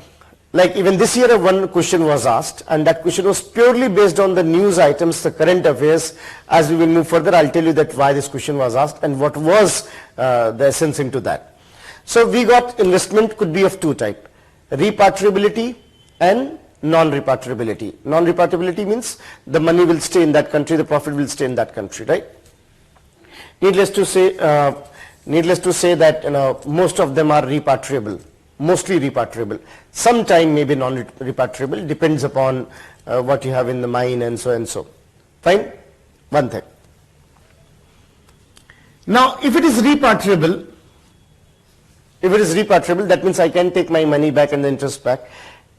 Don't you think there could be two ways? One way is I can take it at any point of time, or I promise you that I will keep this money with you at least for 3 years, for 5 years, for 7 years, and then only will withdraw. Means there's a locking period. We call it technically locking period. Isse pehle I will not take the money back. So I will keep the money with you for 3 years, 5 years, and then only I will take it. Obviously, you will prefer such investment because you know that the money stays with you for 3 years at least. If this is there, we call it voluntary retention. In fact, last year I was expecting, when I made the list in this year's prelims, I had made, though it might look like a bragging one, but I made a list that there must be something on FDI. The reason being because there was a question asked. I will discuss that what was the issue, as once you will understand the entire concept. However, I had also made a list that this might be asked, retention basis, because in the COVID time, we have increased under the retention route, we have doubled the amount. Earlier it was 75,000 crore, now we said it could be 1.5 lakh crore. The reason being because, let's say there is an NRI who says, I will invest in India for 3 years, minimum. 3 years in debt instrument. We say, boss, up to 1.5 lakh crore you can invest, not a big deal. That's how we got the option. That is called retention basis investment. So be careful whenever we use the term. So anyone who is not Indian, not resident of India, has invested into the country, you can call it foreign investment because coming from the outside. As it is coming from the outside, it has to come via the RBI route in terms of getting this approval and so, or in terms of what you can say, which dollar and how the money is coming, right? Because all the calculation has to be in dollar. So foreign investments could be of two base type largely, repatriable basis and non-repatriable basis. Generally we talk about repatriable basis only. There could be cases of non-repatriability, but here there is an excuse which has been clarified by RBI that in 2020 that NRIs, if are putting money under non-repatriable basis, should be considered as domestic investment because they are Indian, of Indian origin, and then they are saying they will keep the money in India. You can treat it as a domestic investment. So that's how we got the term investment and the basic idea that they put the money. Now, if they invest in that country and want to actively participate in that business, like Elon Musk invested in India and want to actively participate in that business. That means they are coming directly and investing here and want to book profit by being into the business there. Actively participating into the business decisions and day-to-day working. In that case, we call it foreign direct investment. So fundamental difference is one in terms of whether they are actively engaging in the business activities or not. That's one. And in case of FDI, obviously when someone is actively engaging, I have already told you that benchmark. then it is said it has to be at least 10% equity. At least 10% share they should have. That means now they actually want to actively participate. So 10% equity is the benchmark. 10% equity is the benchmark when it comes to, if anyone has invested in any company, invested in any company in terms of 10% equity, and actively participating, we call it FDI. FDI. In 1997, when Rangarajan was there, he further promoted this option. He said FDI can come in two ways. One is you can come directly. You can come directly. There is no government intervention. That means via RBI, you just go and change the things and come and join. If you are coming directly, this is called FDI through automatic route. So one is called FDI through automatic route. It came in around 1997, FDI through automatic route, and if the government intervention is needed, then we call it FDI through government route. So there are two types of FDI which can come in India. FDI through automatic route, where government approval, prior approval is not needed. RBI will give you go ahead, you can convert the money and you can invest. FDI in automatic route is there, and then there is FDI through government route. Sometimes people symbolically, FDI automatic route is also is called as Bombay route, because coming via Bombay. FDI via government route is also called Delhi route, because Delhi se hoke aana padega na, government ka permission chahiye. So sometime metaphorically it is also called as FDI through government route or FDI through Bombay route, but the right word is FDI through automatic route, FDI through government route. So there are two things now you need to know. First, when it comes to FDI is where it is at least 10% of equity, whatever investment has been. So let's say Elon Musk came and invested in my company called Sunil Private Limited, and he got 10% equity of my company. Now this will be FDI. This could be via automatic route. That means no prior approval from the government is needed. That is automatic route, and prior approval of the government is needed. That is FDI through government route. So automatic route or Bombay route or government route or Delhi route, whatever the term you can use. Now, 10% is the benchmark, that 10% equity. There's one more thing called convertible notes, not convertible bonds, that I'll come later. Convertible notes. What is convertible note? Like I started my startup. And let's say Elon Musk is saying take loan, but after a certain period it will be converted into equity. And again, if it is 10% and above, this is something which is also called into the FDI only. So there could be several ways through which money can come, but if the percentage is in form of equity, 10% and above, this is the key word, 10% and above equity is there, and they are actively participating in the business, you can call it, this is FDI. Now, you tell me, in which cases government route will be required? When the matter is strategic to the government, let's say defense, let's say any other sector, insurance or any other sector. So there are certain propositions. As you know these benchmarks, let's understand quickly with an example. Let's say my company is Sunil Private Limited, and there is one fellow Alex. He invested in my company. A fellow Alex invested in my company. I don't know why this name came. Who is this Alex? All right. So Alex has invested in my company, right? Now, his investment is say 5%, 7%, is still FPI. He has just invested, not actively participating. He got 10% share of my, so first benchmark is 10% share or equity. This will be called as now FDI. If it is that sector, like Sunil Private Limited deals with hotel business, not a significant one, strategically significant one, so government allows 100% automatic route in that. So 10% equity, he came via the automatic route. Now Alex is also a visible FDI partner of my company. So you can say my company is now going beyond the national boundaries and having an international partner. Then Alex got 26%. As you know, the benchmark. Definitely now he will prefer Sunil and Alex Private Limited. Now whether 26% will be allowed or not, government will decide. If that sector is not very important, government say, okay, 26% by automatic route, not a problem. Not a problem. But if the government is concerned, will say no, 10% equity, no issues, but if you want to have 26%, government route is required. So sometimes you hear this term. Don't try to mug it up. Understand the logic. Understand the significance. So sometimes you hear the news. Government had said in this sector, let's say insurance, in this sector, automatic route is up to 24%, above that 49% government route. You know that logic.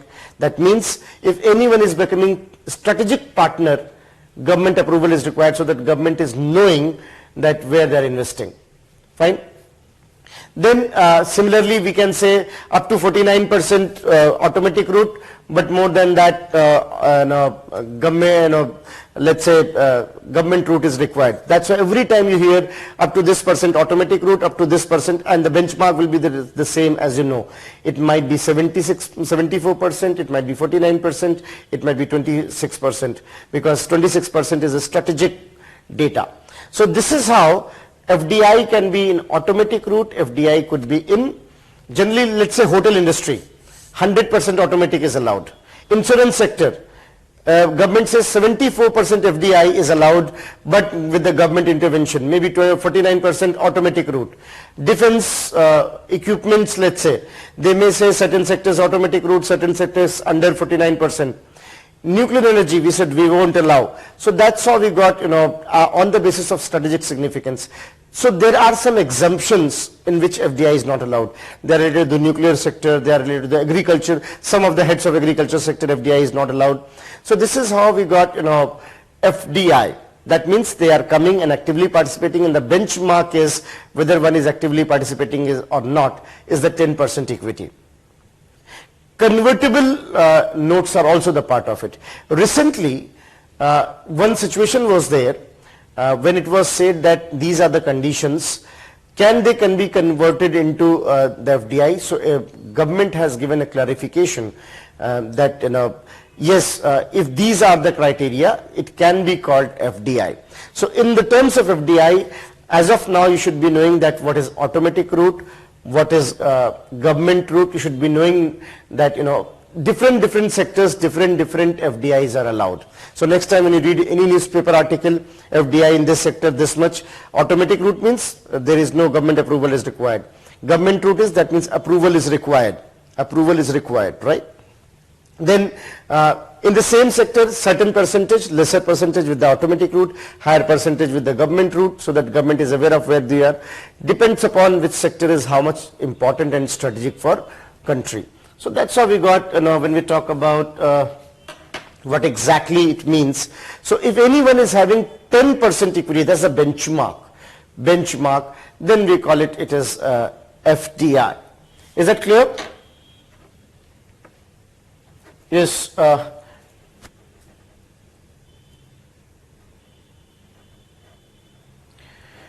before I move further, I want confirmation from you whether it's clear to you or not. So that's how we got in general what is FDI in terms of automatic route, in terms of what is called government route. And when it comes to FDI, obviously this is something that means people are coming and actively participating in your country. Right, they are saying it's clear. Fine. Now, you can write it something about it, then we move further. You can give the heading capital account of balance of payment. Capital account of balance of payment. Capital account of balance of payment. It is further subdivided in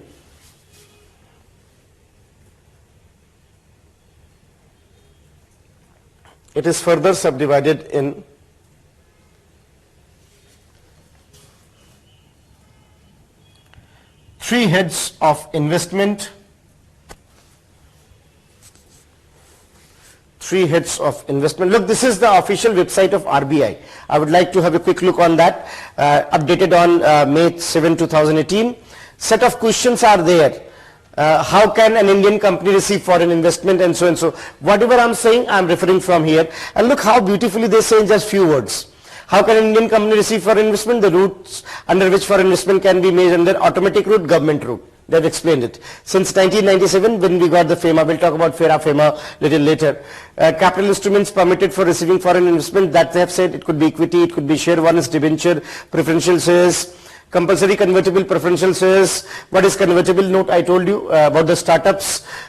Who can invest in a convertible note and what are the instructions in this regard? What is meant by foreign investment, foreign direct investment and foreign portfolio? Look at this question number 6 properly. Foreign investment means any investment made by a person resident outside India on a repatriable basis in capital instrument of an Indian company. Understand this? Repatriability is important. Can you see the keyword? It has been mentioned there. That's why, these kind of, everyone will write about the same thing. They all will write FDI means this. These keywords will decide that who will get 1 and who will get 3.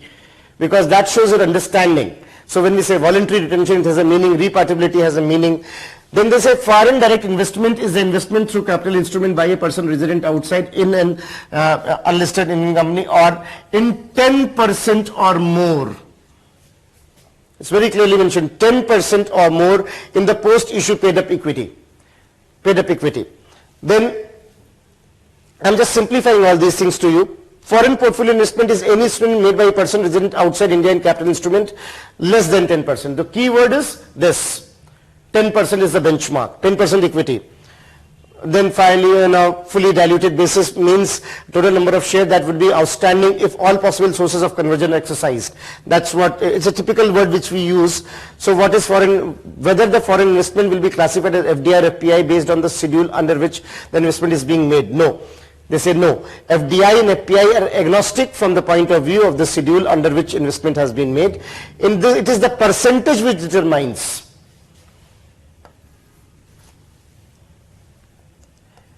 It is the percentage which determines whether it is direct or portfolio. I don't know why people were banging their head in this question. This sort of question was asked.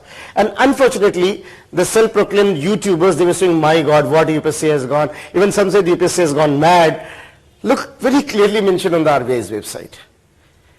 If you read further, it is also said, once FDI is always FDI, even if the percentage goes down. So one of the option was FII in the given situation, in exception condition. That is FDI. So what was funny about it? Why this it, arbitrarily the statement has been kept. It is saying that, and there was a logic. As we will move on the other things, then it will be more clear to you. But I am trying to show you the resource from where we are discussing it. Because there's something, so look, it is very clearly mentioned, once an FDI, always an FDI. Once an FDI, this is the famous quote, once a teacher, always a teacher wala kai.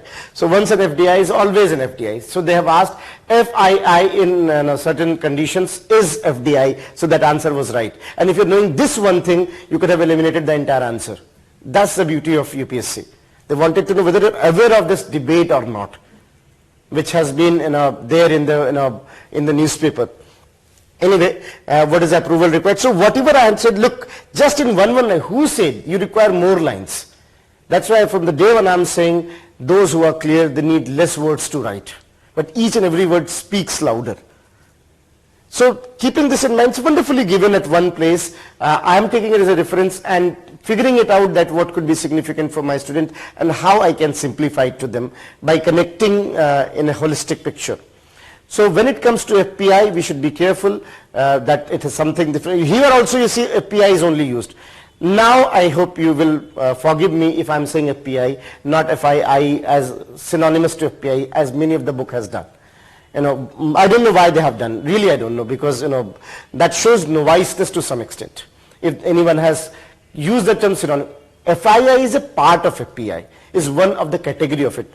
We'll understand in FPI that what are the dimensions. In FDI, foreign direct investment, in FDI, even in FDI policy, there is one thing clarified.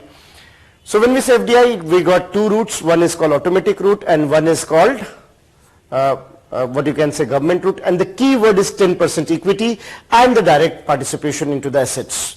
So that's how we got when we talk about how the FDI is. Yes sir, what we have written? Have you written anything into this? Under we have written under investment into three. Into three. Can be subdivided into three. First investment. Second debt, and third banking capital. Now you can give heading foreign investment. Just 2 minutes, let's write these basic things and then we'll do in the next class. Foreign investments.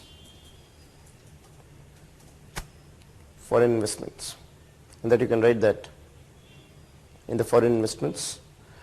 They can be largely subdivided into two. Foreign direct investments and foreign portfolio investments.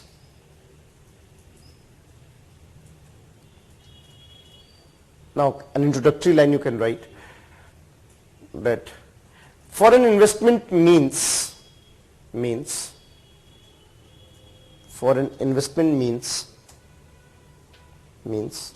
investment from the non-residents of India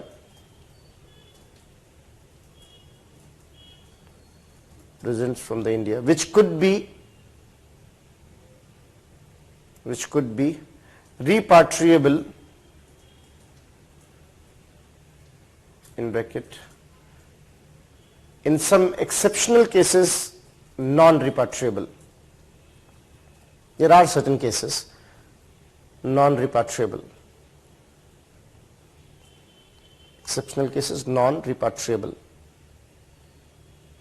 Repatriability means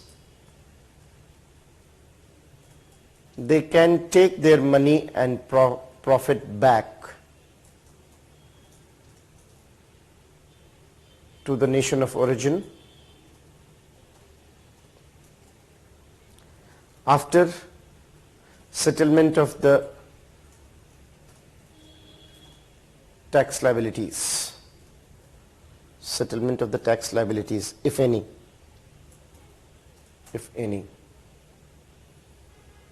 Moreover, there are options for voluntary retention also.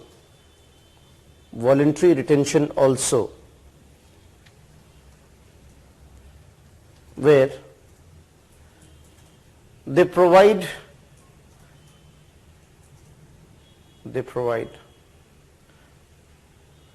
a minimum lock-in period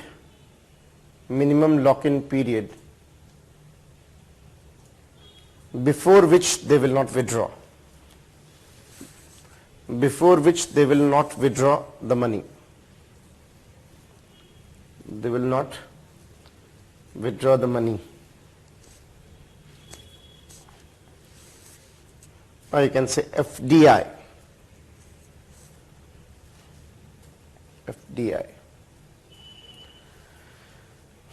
It is where an investor, foreign investor, it is where a foreign investor or an investor, whatever you want to write, a foreign investor is investing with 10% or above equity in case of listed companies. You know, listed means those who are listed in the stock market. Listed companies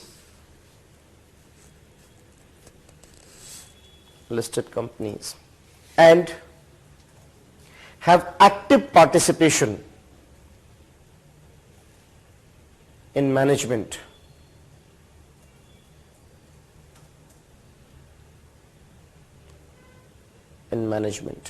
Active participation in the management. Right? It could be in following two ways. FDI through automatic route, FDI through automatic route,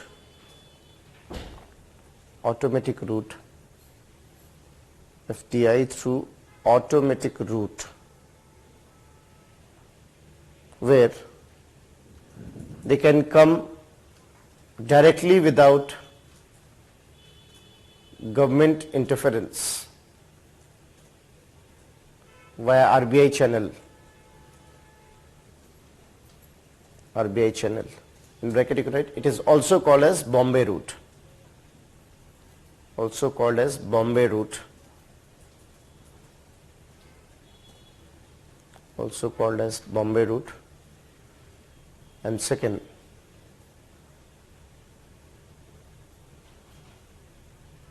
through government route, where it is on the approval of government,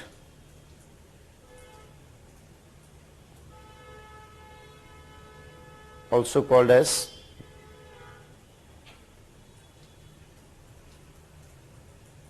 Delhi route. Delhi route.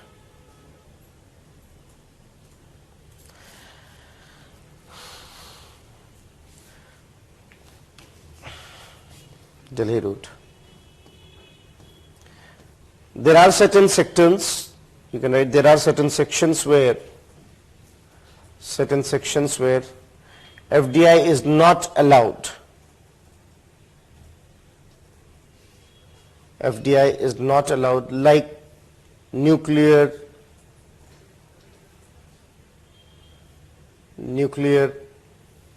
some sections of agriculture,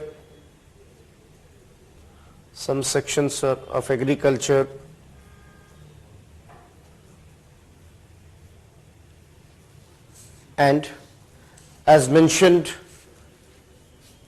by the government periodically.